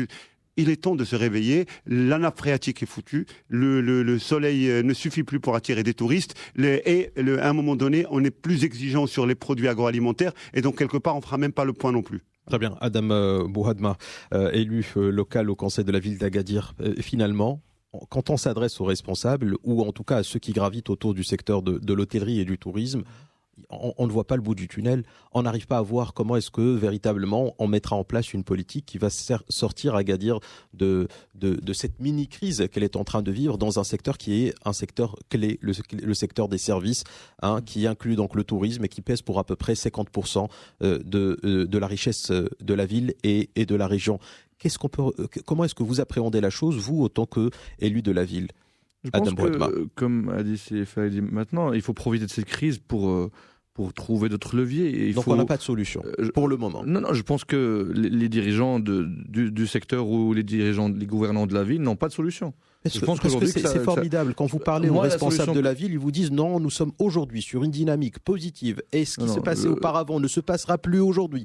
Et nous sommes, alhamdoulilah, vraiment, on a pris conscience de la chose. Maintenant, qu'est-ce que vous allez faire ? Eh ben, on va réfléchir. Vous savez, et ça, c'est problématique. J'aurais aimé pouvoir venir et défendre. Je suis Gadiri, je suis passionné par ma ville. J'aurais adoré venir ici défendre le pavillon Gadiri et dire que tout se passe bien. J'aurais bien aimé jouer ce rôle-là et de rentrer à Gadir en héros. Ouais. Mais malheureusement, c'est pas la réalité. Malheureusement, on vit à Agadir, les dirigeants de la ville sont à un rythme de 5 à l'heure. Le rythme de prise de décision, d'action est tellement lent et je pense qu'ils ne s'en rendent pas compte. Par exemple, j'étais content par rapport au plan d'accélération industrielle. J'étais très heureux d'avoir su que l'attribution des lots s'est fait dans des conditions très transparentes avec M. Loueli et tout. Ça s'est fait très rapidement, l'attribution des lots. Mais jusqu'à aujourd'hui, 6 mois après, je pense, il n'y a pas eu d'attribution réelle finalement. Donc ça traîne. Pourquoi ça traîne ? Parce que les eaux et forêts, parce que l'administration bloque. Je n'arrive pas à concevoir qu'on bloque un projet comme ça, qui a été signé devant le roi il y a 2 ans, et que ça traîne encore dans les rouages de l'administration. Vous vous inquiétez pour le plan d'aménagement qui a été signé en février 2020-2024 ? Oui, le plan d'aménagement de la ville m'inquiète aussi, dans le sens où, d'abord, on n'en connaît pas encore tous les détails. Donc c'est ça. On a vu un PowerPoint présenté avec brio par Monsieur le ministre de l'Intérieur et Monsieur Loueli, mais on connaît pas les détails de ce projet-là. Et deuxième chose qui m'inquiète sur ce projet de programme d'aménagement urbain, c'est la contribution financière de la commune. Le programme coûte 6 milliards de dirhams environ. Et la contribution de la commune, c'est 2 milliards de dirhams. Et sur 5 ans, ça veut dire que la commune devrait mettre 400 millions de dirhams par an sur ce projet-là, ce qu'elle n'a pas. Cet argent-là, elle ne l'a pas. Du coup, elle va devoir s'endetter. Le budget global de la commune est de 600 millions de dirhams. 600 millions de dirhams, et elle devra mettre 400 millions par an sur ce programme-là. Donc, elle va s'endetter, probablement s'endetter auprès du fonds d'équipement communal, qui donne des crédits avec des taux d'intérêt de crédit de consommation. Pour les communes, c'est grave.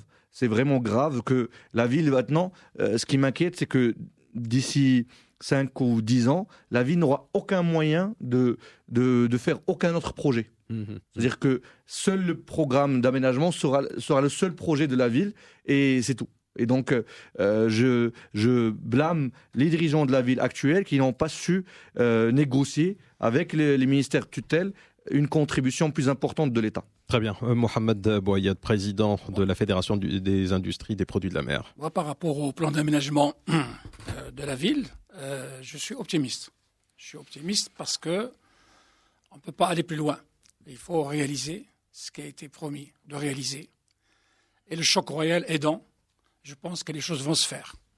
Moi, ce que je demande, ce que je propose, à ce qu'il y ait un mécanisme qui permet d'indexer le développement urbain et rural sur l'accroissement démographique et sur la demande publique. Parce que les projets qui ont été réalisés, en fait, ils n'ont fait qu'une mise à jour. En gros, il y a, à l'exception des voies de contournement, etc., ce ne sont que des mises à jour par rapport à l'accroissement démographique. Le réseau urbain est devenu trop petit, le réseau des eaux usées est devenu trop petit, tout est trop petit par rapport aux habitants actuels. Donc il faut lancer l'avenir déjà, d'ores et déjà. Et je pense qu'il y a une volonté locale d'aller de l'avant. Moi, je suis optimiste en ce qui concerne ce sujet. Très bien. Moi, il y a 2 sujets finalement par rapport à ce plan d'aménagement qui a été lancé donc par le souverain, mais aussi ce qui a été fait auparavant. On parlait tout à l'heure du PDR, le plan de développement régional. Et je me pose la question de savoir quels sont les effets de synergie, parce que je sais que la ville travaillait sur ce plan régional, ce plan de développement régional avec des projets, etc. Et puis boum, Il y a eu le projet, on va dire, royal. Est-ce que ça veut dire qu'on efface tout et on recommence, ou est-ce que ça veut dire qu'il y a des effets de synergie? Ça se passe comment concrètement? Parce que moi, je vous avoue qu'à titre personnel, je suis un peu perdu.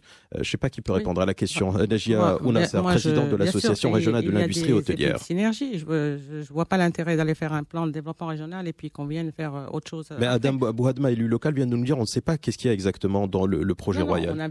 On a vu une présentation. La présentation du projet, mais ça reprend pas mal de projets qui étaient dans le plan de développement régional. Donc, il y a une synergie. Il y a une synergie pour vous. Elle est assez claire, même si pour l'élu local, il ne. Non, c'est pas lui. Lui, il parlait de l'exécution, je pense. Vous parliez d'exécution. Oui, c'est-à-dire que les détails. Parce que l'exécution. Après, le programme, c'est une continuité de ce qui était planifié dans le plan d'action communal, dans d'autres programmes. Avec quel plus? Quel plus, c'est la partie financement. La partie financement des différents ministères. Et le financement de la région, plus le financement de la commune. Et la vraie différence, c'est la création de sociétés de développement local qui vont, de sociétés de développement d'aménagement qui vont exécuter les projets. Comme SDL qui va être créé, bien sûr. Vous êtes en train de me dire, si j'ai bien compris, Adam Bouhadma, qu'on va créer des sociétés de développement local qui vont finalement faire le job parce que les élus ne peuvent pas le faire. Oui, malheureusement, parce que les élus actuels ne sont pas assez compétents pour le faire. Donc c'est un déficit de démocratie.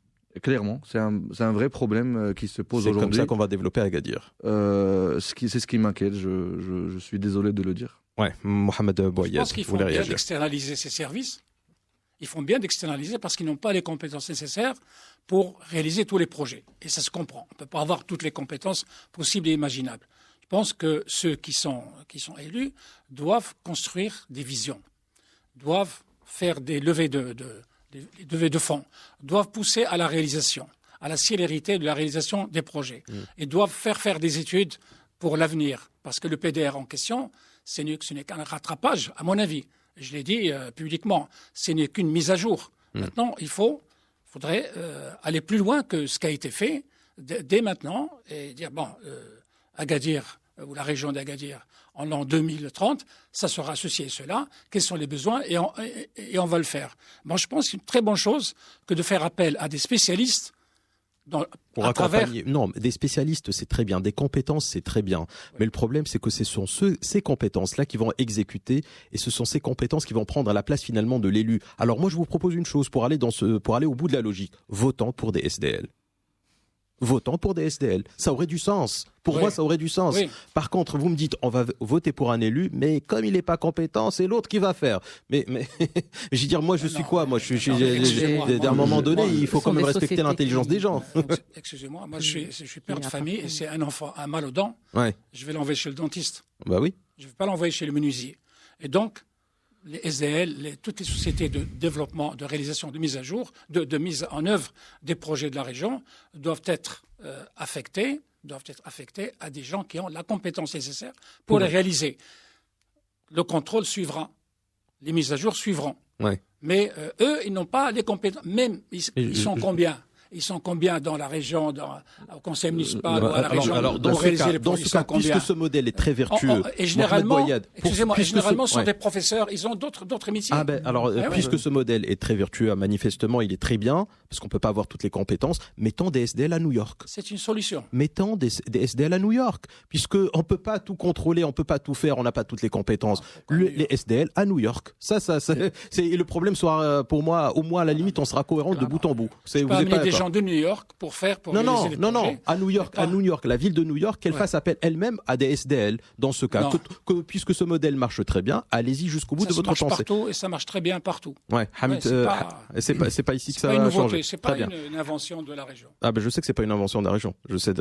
À Casablanca, on a les SDL aussi. Hamid Farid, sauf que Casablanca, partout dans le monde, ce sont les hommes politiques qui expriment une vision et qui la font aboutir, et tout le reste, ce sont des outils et des compétences au service de la vision politique. Malheureusement, quand on manque de vision politique, quand on laisse aller une région, une ville, à la facilité du recrutement de la main-d'œuvre pas chère, et puis après on construit des quartiers pour faire loger cette main-d'œuvre pas chère, et que les gens restent dans une indigence intellectuelle et la plus absolue, au bout d'un moment, le retour de bâton est manifeste. Et aux premières élections, vous avez le retour de bâton parce que cette population que vous avez parquée dans des quartiers tout autour d'Agadir finit par décider de qui va diriger Agadir, centre-ville compris. Et c'est ce qui se passe exactement à Casablanca. Casablanca. Ceux qui font le conseil de la ville de Casablanca habitent exactement à 17-18 km du centre-ville, n'ont jamais pratiquement pratiqué le centre-ville. Et au final, c'est eux qui décident de qui va décider du conseil de la ville. Malheureusement pour nous, il n'y a pas d'autre modèle dans le monde où on a pu faire sans les hommes politiques. C'est pour cela qu'il faut tout faire pour que une élite nouvelle d'hommes politiques capables d'exprimer des idées, des opinions, qu'on puisse voter pour ces idées-là et ces projets qu'on appellerait projets, et puis qu'on puisse le demander des comptes à la fin d'un mandat pour dire avez-vous réalisé ou pas. C'est partout pareil. Mais évidemment, à Agadir, même avec un plan de développement régional, avec l'infrastructure et tout, on va essayer de faire sans. On va essayer de dire l'infrastructure, c'est bon. Ça va nous permettre peut-être de profiter et de rester encore plus longtemps dans le système de la rente. Comme pour l'agriculture. On a dit l'agriculture, on a tout bousillé, on a vendu l'eau sous forme de tomates, d'agrumes et tout, pas cher, le moins cher possible, parce qu'on n'est pas compétitif. Et au final, qu'est-ce qu'on dit maintenant? Il faut qu'on profite du programme de déplacement des eaux de pluie qui viennent du nord du Maroc. Il faut que la région de Sousse... Mais non, la région du Sousse doit être le dernier à en profiter parce qu'elle a déjà profité d'une belle nappe phréatique. Ça lui a pas permis de construire des réserves ou de construire le know-how en termes d'économie d'eau. Par contre, il y a d'autres régions du Maroc qui n'ont jamais profité d'eau et c'est celle-là qui doit être prioritaire. Je pense que tant mon souhait, c'est que la nouvelle infrastructure, le nouveau plan va permettre à Agadir d'être encore plus ouverte et d'attirer les jeunes d'Agadir qui partent pour rester, pour investir dans la ville et d'attirer des investisseurs d'autres régions du Maroc qui vont venir débloquer ce système-là qui est totalement bloqué et pouvoir faire des projets en hôtellerie, en tourisme, en restauration, en pêche, dans tout ce qui est transformation des produits de la pêche et notamment dans l'agriculture. Très bien. Mohamed Bouayed, président de la Fédération industrielle des produits de la mer. La façade atlantique est de 180 km pour ce qui est d'Agadir, avec une grande biodiversité de l'espace maritime, des performances relativement intéressantes, il faut dire, par rapport à justement à d'autres secteurs. Enfin, en tout cas, c'est l'impression que ça me donne en voyant un petit peu les chiffres. 170 000 emplois directs, 490 000 emplois indirects, 3 millions de personnes qui vivent de cette activité-là, une part du PIB régional qui est à peu près qui est de, je dis pas de bêtises, mais qui est en tout cas important. Je vous laisserai préciser les chiffres. J'ai l'impression que le secteur de la pêche est le secteur qui s'en sort un petit peu le mieux, eu égard aux autres secteurs que sont l'agriculture et le tourisme sur lesquels repose la ville d'Agadir. Est-ce que je me trompe? Oui, non, vous vous trompez pas. Vous vous trompez pas. La vision est tout à fait. Les chiffres sont corrects, la vision est correcte, mais c'est le secteur qui s'en sort le mieux parce qu'il y a eu une politique qui a mené à ça, qui a mené à cette situation-là. Tout à l'heure, dans l'édito, j'ai quelqu'un qui a dit... de la Cour des comptes sur le plan Attendez, on va parler de ça. Que le poisson a migré vers le sud. C'est vrai. Il faut se tromper, le poisson n'a pas migré, c'est l'effort de pêche qui a migré.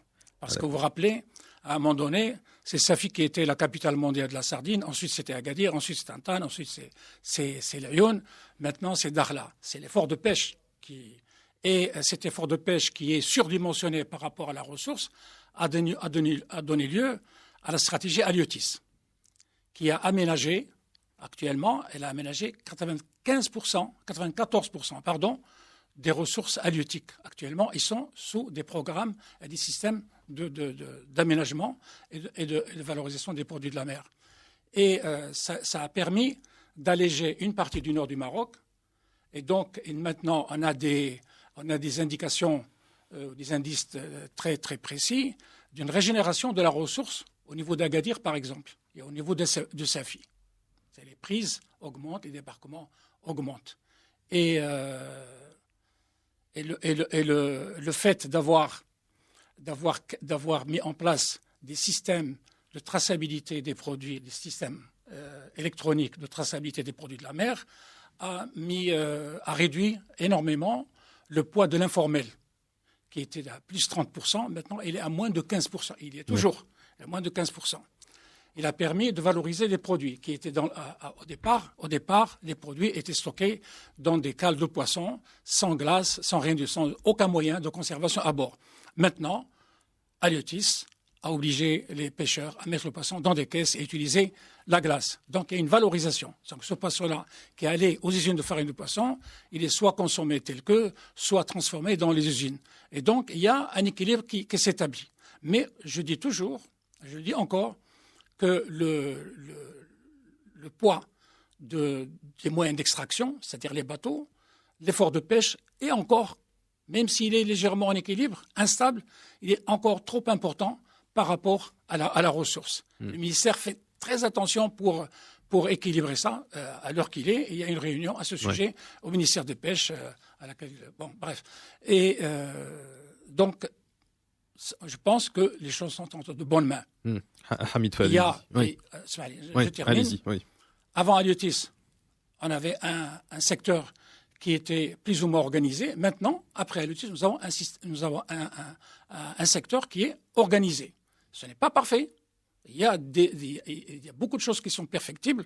D'ailleurs, c'est pour cela que le ministère a lancé un appel d'offres pour Aliotis 2, donc une nouvelle stratégie qui va construire sur l'ancienne stratégie pour faire quelque chose de plus hardi, de plus audacieux. On reviendra si vous voulez là-dessus. Ouais, et puis il y a aussi ce parc Aliopolis, qui est un parc important, en tout cas pour la valorisation des produits de la mer, avec quand même une infrastructure relativement importante en termes de logistique, etc. Et puis même en termes de superficie, parce que je pense qu'on parle de 150 hectares. 150. Voilà, 150 hectares à peu près. C'est vrai que bon, moi, j'ai pas trouvé grand-chose à critiquer, mais peut-être vous, Hamid Falidi, conseiller en communication politique, vous avez peut-être éventuellement des griefs par rapport à ce qui se passe dans ce secteur. Je ne peux rien vous reprocher, cher Mehdi, parce que même M. Jeton n'a pas trouvé de traces sur la formalisation des choses. Il y a des intentions, il y a des déclarations, mais au fait, il n'y a pas de structuration réellement. Aujourd'hui, vous savez, moi j'apprécie beaucoup votre effort pour expliquer le transfert, le déplacement des prises ou déplacement de l'effort, mais en réalité, on gère la pénurie aujourd'hui.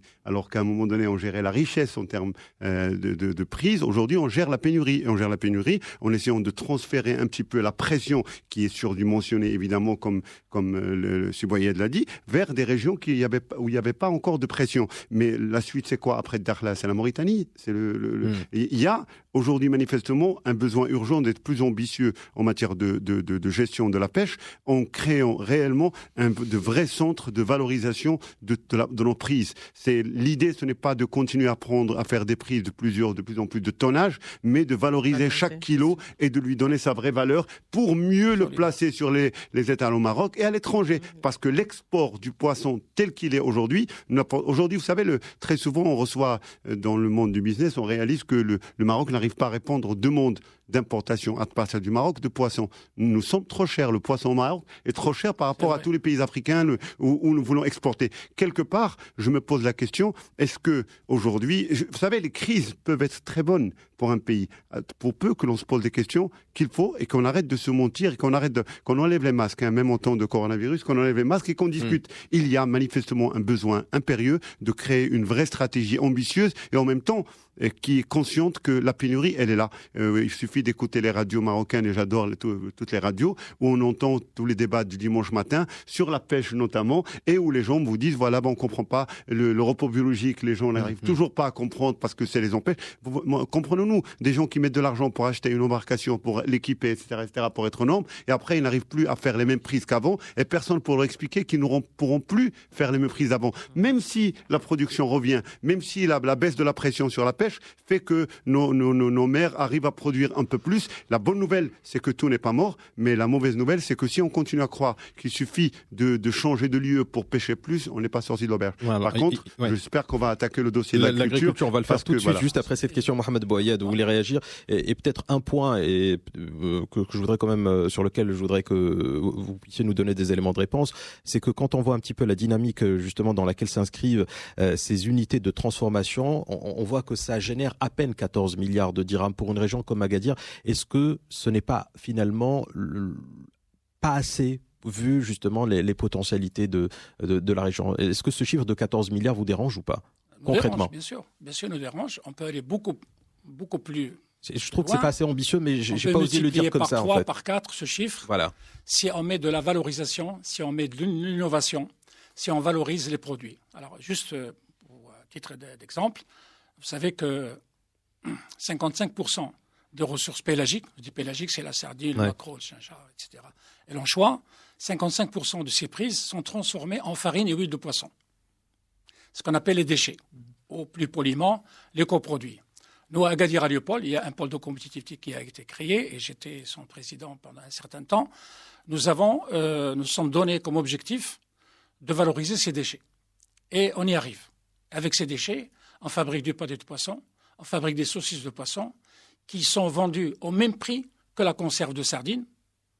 Il suffit d'organiser la collecte de la matière première en amont. Il ne faut pas la traiter comme des déchets, il faut la traiter comme des matières nobles. Et là, on la transforme sous forme de saucisses, de pâté, d'hydrolysa, etc., etc.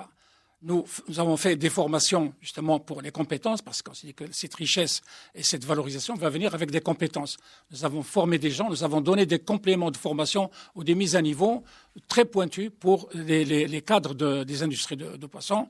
Et maintenant, nous avons une industrie de poissons qui veut progresser, qui veut innover. Et nous allons de plus en plus vers l'usine du futur, vers le bateau du futur. Mais est-ce qu'il y a des échéances? Est-ce qu'il y a justement des dates clés?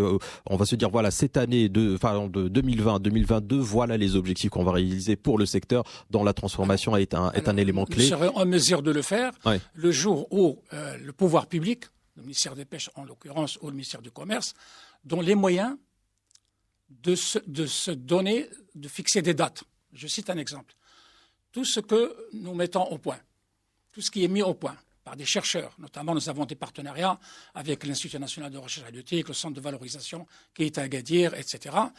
Nous avons breveté un certain nombre de choses, mais pour mettre sur le terrain ces choses-là, nous devons démontrer. Il faut un effet démonstratif. Et c'est pour cela que je fais un vœu qu'on construise l'usine future pour donner l'exemple, pour mettre sur le marché ces produits-là et pour montrer aux industriels, voilà où vous pouvez investir, c'est rentable, ça se vend, ça se passe très bien. Il y a cette pièce qui manque au puzzle. On va faire ce vœu avec vous. La start-up halieutique et la deuxième chose, la pisciculture.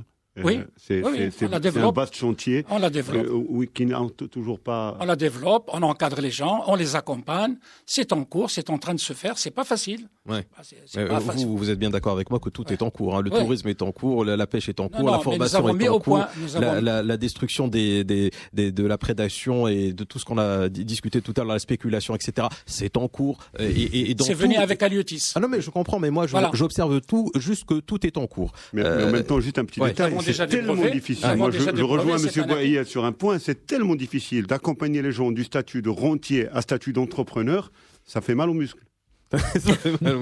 Hamid Falidi, très rapidement parce que malheureusement il ne nous reste pas beaucoup de temps sur l'aspect agriculture et je vais être très bref. Aujourd'hui un vrai problème, c'est le problème de la pluviométrie.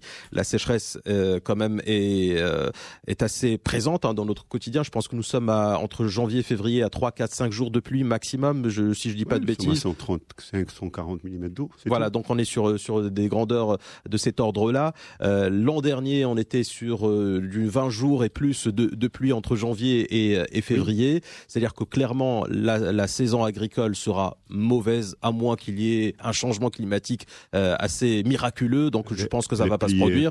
Ça va, voilà, puisque le temps va en se réchauffant, on va vers l'été, donc forcément ça va pas se rétablir, à moins que aujourd'hui, quand vous voyez la situation à Agadir, quelle est-elle déjà pour vous? Comment est-ce que vous l'appréciez? Et surtout, à quoi doivent se préparer les agriculteurs? Parce que le bétail n'a rien à manger, par exemple, en ce moment. Mais écoutez, Agadir, pour moi, c'est une vitrine du Maroc agricole.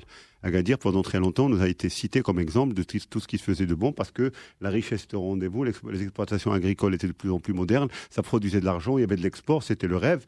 Et on n'avait pas bien calculé que, il fallait investir dans la recherche, il fallait prévoir le manque d'eau, il fallait que les pouvoirs publics accompagnent les agriculteurs et les investisseurs pour leur dire attention, la nappe phréatique est à ce niveau-là. Aujourd'hui, nous sommes à 90 millions de mètres cubes de déficit annuel, c'est-à-dire entre ce que la pluie nous amène et les ressources hydriques disponibles, 90 millions de mètres cubes de déficit annuel, c'est énorme. Et à Agadir, c'est l'histoire. Non, mais c'est plus. Je veux dire pourquoi. Le chiffre est juste. C'est 90 millions effectivement de mètres cubes. Mais ça, il faut rajouter ça aux années. Parce que il y a un stock. Il y a un stock. Donc en fait, c'est 90 millions de mètres cubes depuis 2014. Donc 2014, 2015, 2016. Et donc ça fait plus de 90 millions de mètres cubes de déficit. Et puis on peut le mesurer aussi en mètres de profondeur, puisque les gens ont fait des puits de plus en plus profonds. Et puis ils ont dit tiens, on a réglé le problème. Puis au bout d'un moment, même en allant très très loin dans le sol, on n'arrive pas à trouver de l'eau. Et donc Agadir, c'est l'histoire d'un beau gâchis. Pourquoi ? Parce que c'est une bonne région avec un climat qui lui est propre, qui aurait pu être mise à profit dès le départ pour aller vers des cultures. Et encore une fois, la politique, vous savez, on ne peut pas faire sans les politiciens. Les hommes politiques, quand ils sont de qualité, ils génèrent des idées de qualité, ils génèrent un devenir et un avenir pour la région qu'ils gèrent. Et quand ils ne sont pas de qualité, ils gèrent les problèmes quotidiens, et puis jusqu'au jour où l'iceberg est au bout du chemin, et puis c'est fini. Aujourd'hui, Agadir, le nombre d'amis que j'ai qui cherchent des repreneurs pour leurs exploitations ou pour leurs fermes ou pour leurs terrains, même à l'étranger, pour proposer autre chose, je ne sais pas quoi, mais Agadir, c'est une histoire d'un beau gâchis. Pourquoi ? Parce que nous n'avons pas su à temps tirer la sonnette d'alarme. Et que dans ce pays, malheureusement, ceux qui tirent la sonnette d'alarme sont très mal vus. On n'aime pas les gens qui annoncent les mauvaises nouvelles. Alors que vous savez, sur n'importe quel navire dans le monde, il y a des gens qui sont là, qui sont payés pour annoncer les mauvaises nouvelles, qui disent attention, terre à vue, mais il y a aussi attention, l'iceberg est à vue. Aujourd'hui, nous, dans notre pays, on n'aime pas. Nous, dans notre pays, on aime les gens qui disent tout va bien, il fait beau, il y a du beau soleil, il a plu, nous avons de la récolte. Et tous, même nos ministres, sont tombés dans le même piège. Gouvernement après gouvernement, ils sont là pour nous annoncer de bonnes nouvelles et dire voilà, nous avons une bonne récolte, voilà, nous avons un beau cheptel d'ovins, etc. Année 2020, pluviométrie très faible, année agricole pliée, perdue pour de nombreuses cultures, notamment les cultures céréalières. Je ne crois pas du tout que le grenier du Maroc et le chaouia, etc. puissent se retrouver, parce que là, les gens ont déjà lâché le bétail dans les champs parce qu'ils n'ont pas de quoi les nourrir. Et là, excusez-moi, mais cet élément-là, peut-être qu'il va relancer ce dont on a parlé en début d'émission, à savoir la spéculation et la prédation. Parce que moi, j'ai l'argent et je me retrouve avec un paysan, un agriculteur qui veut vendre du bétail, une vache qui coûte quoi, 15 000, 20 000 dirhams. Les vaches sont aujourd'hui à plus de 50% de chute de leur prix. Donc 10 000 le prix de la paille aujourd'hui est passé de 10 dirhams, 8 dirhams à 30 dirhams, 35 dirhams la botte de paille. C'est juste inadmissible. Et donc, dans tout cela, on a entendu moi, je peux faire de l'argent là-dessus. Moi, je peux faire de l'argent si je fais de la spéculation. Évidemment, sauf jusqu'au jour où on sait... Donc Agadir n'en a pas fini avec les spéculateurs et le schéma de prédation. Contrairement à ce qu'on a dit tout à l'heure dans le tour de table en début d'émission. Il y a beaucoup Parce qu'aujourd'hui, avec la sécheresse, c'est un terreau fertile. C'est un terreau fertile pour justement essayer de s'arroger la sécheresse, de la richesse. Vous savez, en 81-82, le nombre de paysans, d'agriculteurs marocains qui ont abandonné leurs terres pour aller s'installer dans les banlieues des villes, je crains qu'on soit obligé de revivre la même chose si rien n'est fait. On n'attend pas le 13 du mois de mars pour annoncer un plan d'urgence et pour annoncer l'arrivée d'or subventionné dans 3 mois ou dans 2 mois. Dans 90 jours, j'ai vu dans l'appel d'offres. À un moment donné, il y a un manque d'anticipation dans tout ce que nous faisons, que ce soit dans le tourisme. Dans le tourisme, on n'a pas la crise de coronavirus, elle était rapide, d'accord, mais la crise du tourisme à Agadir, on l'a vu venir, on l'a senti venir. Est-ce qu'on a fait quelque chose pour anticiper, pour changer les règles, pour donner envie aux gens de repartir? Vous savez, le Marocain est peut-être le touriste le moins exigeant, parce que dès qu'on lui montre qu'on l'accueille bien, le touriste se déplace. Mais malheureusement, quand le touriste international nous tourne le dos, ça ne viendra pas. En agriculture aujourd'hui, on n'a pas commencé encore à débattre des vrais sujets, notamment dans la région d'Agadir. Que faire de toutes ces exploitations, de toutes ces terres tout autour d'Agadir qui ne sont plus bonnes pour produire de la tomate ou de l'agrumes, qui ne sont parce qu'il n'y a pas d'eau? Que pouvons-nous faire? Allons-nous attendre l'eau du RELB qu'on va acheminer par viaduc vers Agadir, ou allons-nous travailler sur la salinité de l'eau de mer pour, je ne sais pas, mais encore faut-il que ce ne sont que les enfants d'Agadir qui pourront poser vraiment les questions et dire comment trouver des solutions. Sinon, ils vont abandonner les terres, faire de la spéculation. Comme ils ont vendu les terrains pour les usines, ils vont vendre les terrains pour l'agriculture, pour faire autre chose. Très bien. Alors, je vais lire quelques réactions de nos auditeurs. À Agadir, quand tu descends dans un hôtel et que on te dit « je m'occupe de tout, tu t'occupes de rien », tu peux être sûr qu'il s'occupera d'abord de rien. C'est ce que nous dit Redouane de Rabat. Toujours Redouane qui nous dit « Agadir est riche en matière, pauvre en compétences. Doli de Casablanca, avoir les prix des poissons, la pénurie est plutôt bien gérée. » Spinoza d'Agadir qui nous dit « pour valoriser le poisson, il faut d'abord le voir ». Sadia d'Agadir nous dit « Feu Belhassan » ou Belhassan, normalement c'est Belhassan, elle a écrit Belhassan mais c'est Belhassan, a voulu réaliser d'importants projets mais on lui a mis les bâtons dans les roues, ça je ne sais pas. Spinoza, tout est en cours, alors en cours. Et un autre auditeur, il y a un barrage prévu dans la région. Alors oui, ça c'est une question par contre. Est-ce qu'il y a un barrage prévu dans la région aux alentours? Je ne sais pas si on peut répondre à cette question. Manifestement non, donc on laissera cette question en suspens. Et puis enfin, Doli de Casablanca qui nous dit Assimedi, pluie ou pas, la spéculation fic-fic. Donc voilà, donc en gros, vous voyez un petit peu le pessimisme ambiant par rapport justement à la ville d'Agadir et région. Je vous remercie beaucoup en tout cas d'avoir joué le jeu et d'avoir accepté notre invitation. Je vais vous laisser le mot de la fin, Najia Ounasser, présidente de l'association régionale de l'industrie hôtelière. Je vais répondre à la question qui s'est posée justement par rapport dont on parlait tout à l'heure, la qualité au niveau des services dans l'hôtellerie et de la restauration. Effectivement, qui dit qualité, c'est une question de compétences toujours. Là, on est toujours dans le problème des compétences. Aujourd'hui, on ne valorise pas assez les compétences qui travaillent dans l'hôtellerie et la restauration et plus personne ne veut aller dans ces filières. Et donc, au moment où on fait la sélection, on n'a pas la base pour pouvoir en faire des compétences qui soient gérables au niveau de l'hôtellerie. Donc voilà, et c'est un cercle vicieux et on n'en sort pas. Donc, Adam Bouhadma, élu local au conseil de la ville d'Agadir, membre de la Fédération de la gauche démocratique, pour le mot de la fin. Merci. On va essayer d'être optimiste quand même, oui, malgré tout. Je pense que, comme a dit Siferidi, la solution est politique. Je pense que on a besoin d'experts, on a besoin de compétences, de ce qu'on appelle les technocrates pour exécuter des projets, mais qui décident. Ça doit être les politiques qui décident. Les politiques doivent proposer des projets et les citoyens doivent s'engager pour que ces projets se fassent. Donc, encore faut-il avoir des citoyens avertis, et pour qu'ils soient avertis, il faut leur donner les clés de la formation. Clairement. Et ce n'est absolument pas le cas. Je rappelle encore une fois ce chiffre, 5,4% de la population d'Agadir et région a un diplôme supérieur. Pour moi, c'est vraiment le point le plus important. Et c'est aux auditeurs, bien sûr, de trancher. Mohamed Bouayed, président de la Fédération industrielle des produits de la mer. Votre mot de la fin. Voilà. Je pense qu'on peut réussir. Il n'est pas trop tard pour bien faire. Il y a déjà beaucoup de bonnes volontés qui sont exprimées. On a besoin d'une vision. Et la vision ne sont pas seulement les politiques. Les politiques peuvent l'adopter à condition qu'ils aient des éléments d'appréciation. Il faut qu'il y ait des outils qui construisent la vision. Nous n'avons pas de département d'intelligence économique pour savoir ce qu'il y a lieu de faire à partir de la région ou quel est l'ADN de la région. Sur quoi, comment on peut améliorer l'attractivité, comment on peut régler les problèmes. Nous avons des défis, le défi de l'eau à régler, comment le régler, le défi de l'eau et des terres, parce que regardez, à partir d'Agadir jusqu'à l'Argob, au sud de Dakhla, nous avons un territoire extraordinaire qui est aride où rien ne pousse. Il y a moyen de faire pousser. Quelle est la différence? C'est la biotechnologie, c'est la recherche. Nous avons une recherche très faible, une recherche appliquée qui est très faible, qui est pratiquement inexistante. L'effort que fait le Maroc en entier, pas seulement la région, pour développer la recherche appliquée est minuscule, il est même ridicule. On ne peut pas se développer sans ça. Très bien. Hamid Faridi, conseiller en communication politique. Je ne trouverais pas mieux que le propos de M. Bouayed pour finir mon propos depuis tout à l'heure. Quand je regarde la carte du Maroc, toutes les régions ont des richesses. Toutes les régions ont un potentiel dans un domaine donné qui peuvent être complémentaires et enrichissantes les unes aux autres.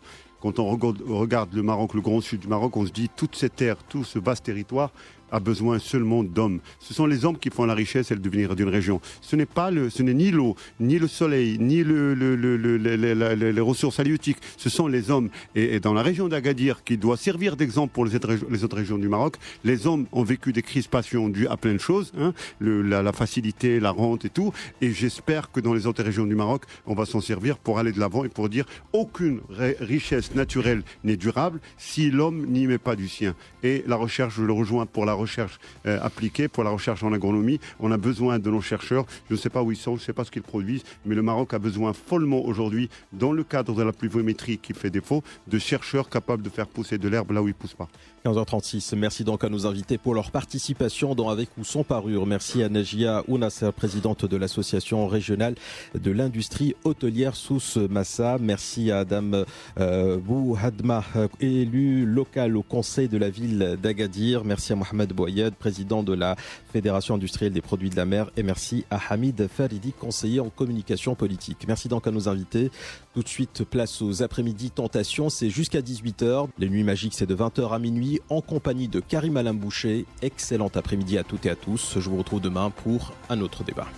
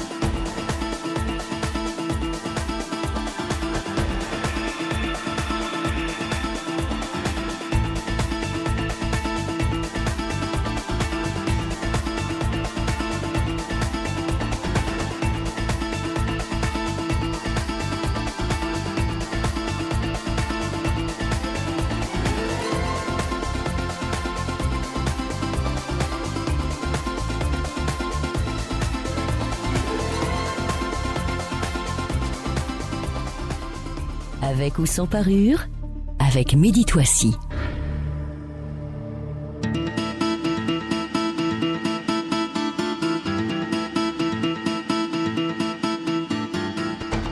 Bonjour et bienvenue amis auditeurs dans Avec ou sans parure, votre émission de débat d'idées sur Lux Radio. Vous nous écoutez à Casablanca sur le 99.2, à Rabat le 105.4. Durant le débat, n'hésitez pas amis auditeurs à poser vous aussi vos questions à nos invités. Pour cela, rendez-vous sur notre application Lux Radio, iOS et Android. Au Maroc, plus de 20% de la population adulte est obèse. Cette maladie chronique a de lourdes conséquences sur la santé. Sévère, modérée, morbide, quelles sont ses causes, ses traitements ? Comment prendre en charge l'obésité morbide? C'est donc à ces questions que nous allons essayer de répondre avec notre tour de table. Dans le tour de table, justement, Jafar Haïkel, spécialiste en épidémiologie et santé. Vous êtes également professeur de médecine et économiste de la santé. Jafar Haïkel, bienvenue. Merci d'être parmi nous pour ce débat. Merci Mehdi. Également dans le tour de table, Karim Louali, docteur en médecine, diplômé en nutrition, micronutrition et phytothérapie. Vous êtes également enseignant à l'université Hassan II de Casablanca, l'université Mohamed VI des sciences de la santé et l'université Mohamed VI Polytechnique. Karim Louali, merci d'être parmi nous, bienvenue. C'est toujours un plaisir. Également dans le tour de table, Fatem Zahra Mchicha Alami, médecin généraliste. Vous êtes également présidente de MG Maroc, le collectif national des médecins généralistes du Maroc. Fatem Zahra Mchicha Alami, bonjour et merci d'être parmi nous. Bonjour, merci à vous. Également dans le tour de table, Abdeltef Bour, président de la Société marocaine de nutrition. Vous êtes également responsable de l'unité de recherche transition alimentaire et nutritionnelle à l'université Ibn Toffaïl de Kenitra. Vous êtes aussi coordinateur de plusieurs projets de recherche nationaux et internationaux, notamment le projet maghrébin OB Maghreb. Abdeltef Bour, merci d'être parmi nous. Bienvenue également. Merci à vous. Également et enfin dans le tour de table, Rita Mamou, vous êtes spécialiste en endocrinologie, diabétologie, maladies métaboliques et nutrition. Vous êtes également membre de la Société marocaine d'endocrinologie et diabétologie. Merci d'être parmi nous, Rita Mamou. Bienvenue. Merci. Tout de suite, sans plus tarder, mesdames, messieurs, l'édito préparé par la rédaction et on se retrouve bien sûr juste après pour vos commentaires. Nous ouvrons un débat santé sur l'obésité au Maroc. Elle est considérée comme étant une épidémie mondiale, une maladie elle-même et par ailleurs par l'accumulation excessive des graisses dans le corps. Elle peut être à l'origine de plusieurs maladies à la gravité modérée ou élevée, à leur tête les maladies cardiovasculaires. Et face à l'obésité, il n'y a pas d'égalité des sexes qui tiennent. Et c'est universel, car dans le monde, l'obésité touche beaucoup plus les femmes que les hommes. L'obésité peut avoir des causes très différentes d'une personne à l'autre et contrairement à ce que généralement on en pense, elle n'est pas toujours le résultat d'une alimentation excessive en quantité ou un comportement alimentaire inadéquat. L'obésité peut en effet avoir des causes génétiques, en ce sens que certaines personnes seront de naissance prédisposées à développer des problèmes d'obésité. Les spécialistes parlent aussi de causes dites métaboliques, qui définissent le degré auquel se fait la dépense énergétique chez chacun au repos. Cela pour ce qui serait relativement indépendant du comportement alimentaire de chacun, mais l'obésité est, nous en débattrons, le fait d'un mode de vie sédentaire marqué par une activité physique réduite. Elle est aussi le fait d'une alimentation déséquilibrée en quantité et en qualité. Nous reviendrons avec nos invités sur les principales causes de l'obésité. Ceci étant dit, et quelle qu'en soit la cause, l'obésité a des effets néfastes, voire dangereux sur la santé des personnes qui en souffrent. Des problèmes de diabète, d'hypertension artérielle, des problèmes respiratoires, des problèmes articulaires et des problèmes gastriques. L'obésité s'est avérée aussi un facteur pouvant augmenter le risque de certains cancers. Et à tous les coups, l'obésité est une source de mal-être physique et psychologique, conduisant à des formes de dépression chez les personnes obèses. Mais nous le verrons dans le débat avec nos invités, l'obésité est loin d'être une fatalité, car en fonction de son degré, des solutions peuvent y être apportées. Cela va du rééquilibrage alimentaire à la chirurgie, en passant par des traitements médicamenteux et toujours de l'activité physique. Nous en débattons également. L'obésité n'est pas une fatalité dans le sens aussi où la prévention est possible. Nos invités nous diront de quelle manière cela se fait. Selon les chiffres de l'OMS, 39% des adultes dans le monde sont en surpoids. 13% sont obèses et le chiffre a triplé depuis 1975. Les enfants ne sont pas épargnés non plus et nous y reviendrons. Cela concerne, il est à noter, l'ensemble des pays du monde, quel qu'en soit le niveau de richesse et de développement à des degrés évidemment différents.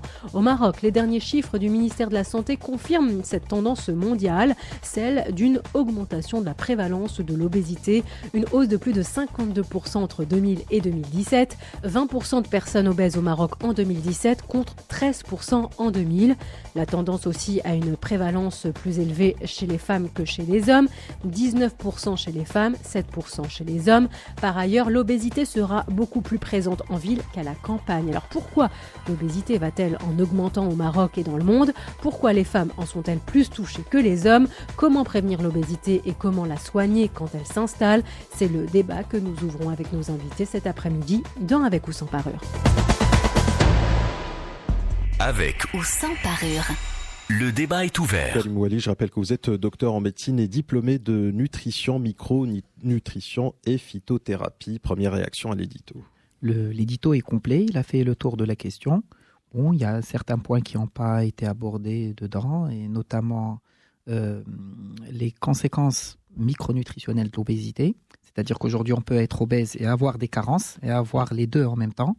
Il faut beaucoup insister sur l'obésité infantile, qui aujourd'hui, on a un enfant sur deux au Maroc, et c'est la future génération. Et moi, je pense qu'avec les changements alimentaires, les cantines qui sont en train de s'installer, et puis c'est des futurs obèses qui vont développer des complications par la suite. Vous êtes bien sûr du chiffre 1 sur 2. Un enfant sur 2. Non, un enfant sur 10. Sur 10, voilà, parce que j'ai entendu 2. On a entendu sur 2. Non, sur sur 10. D'accord, donc je ne suis pas le seul. C'est un enfant sur 10. Voilà, parce que C'est pas bien, j'ai vu le chiffre, c'est 13%. Non, un enfant sur 10. J'ai vu exactement le 10. chiffre sur, en tout cas, l'un des rapports, c'était 13%. C'est pour ça que j'étais un peu, voilà. Alors il faut, parce qu'on parle beaucoup d'obésité des personnes adultes et on oublie l'obésité infantile, on est à un enfant sur 10. Et aujourd'hui, avec les cantines, avec l'horaire continu, c'est des futurs. Ça va faire exploser ce que va nous coûter l'obésité plus tard dans les politiques publiques. Vous avez du travail, quoi. Effectivement. Ouais. Et puis, pour conclure, oui, il faut pas oublier aussi, et ça a été dit dans l'édito, c'est le rapport psychologique de ces gens-là, parce que au-delà des complications, il y a un volet psychologique qu'il faut pas oublier dans leur prise en charge. Très bien, Rita Mamou, spécialiste en endocrinologie. Votre commentaire par rapport à l'édito? Alors moi, je rebondirai également par rapport à l'éditorial qui est vraiment bien complet et qui nous a fait un tour d'horizon par rapport à l'obésité dans le monde, par rapport aux tendances mondiales justement de cette explosion de l'obésité de par le monde. Une étude récente qui a été publiée en 2017 dans le New England Journal of Medicine, elle a fait état que l'obésité a presque triplé dans 73 pays dans le monde durant les 40 dernières années. Et puis qu'elle était considérée comme une simple maladie. Maintenant, c'est la première maladie non transmissible dans le monde et la 15e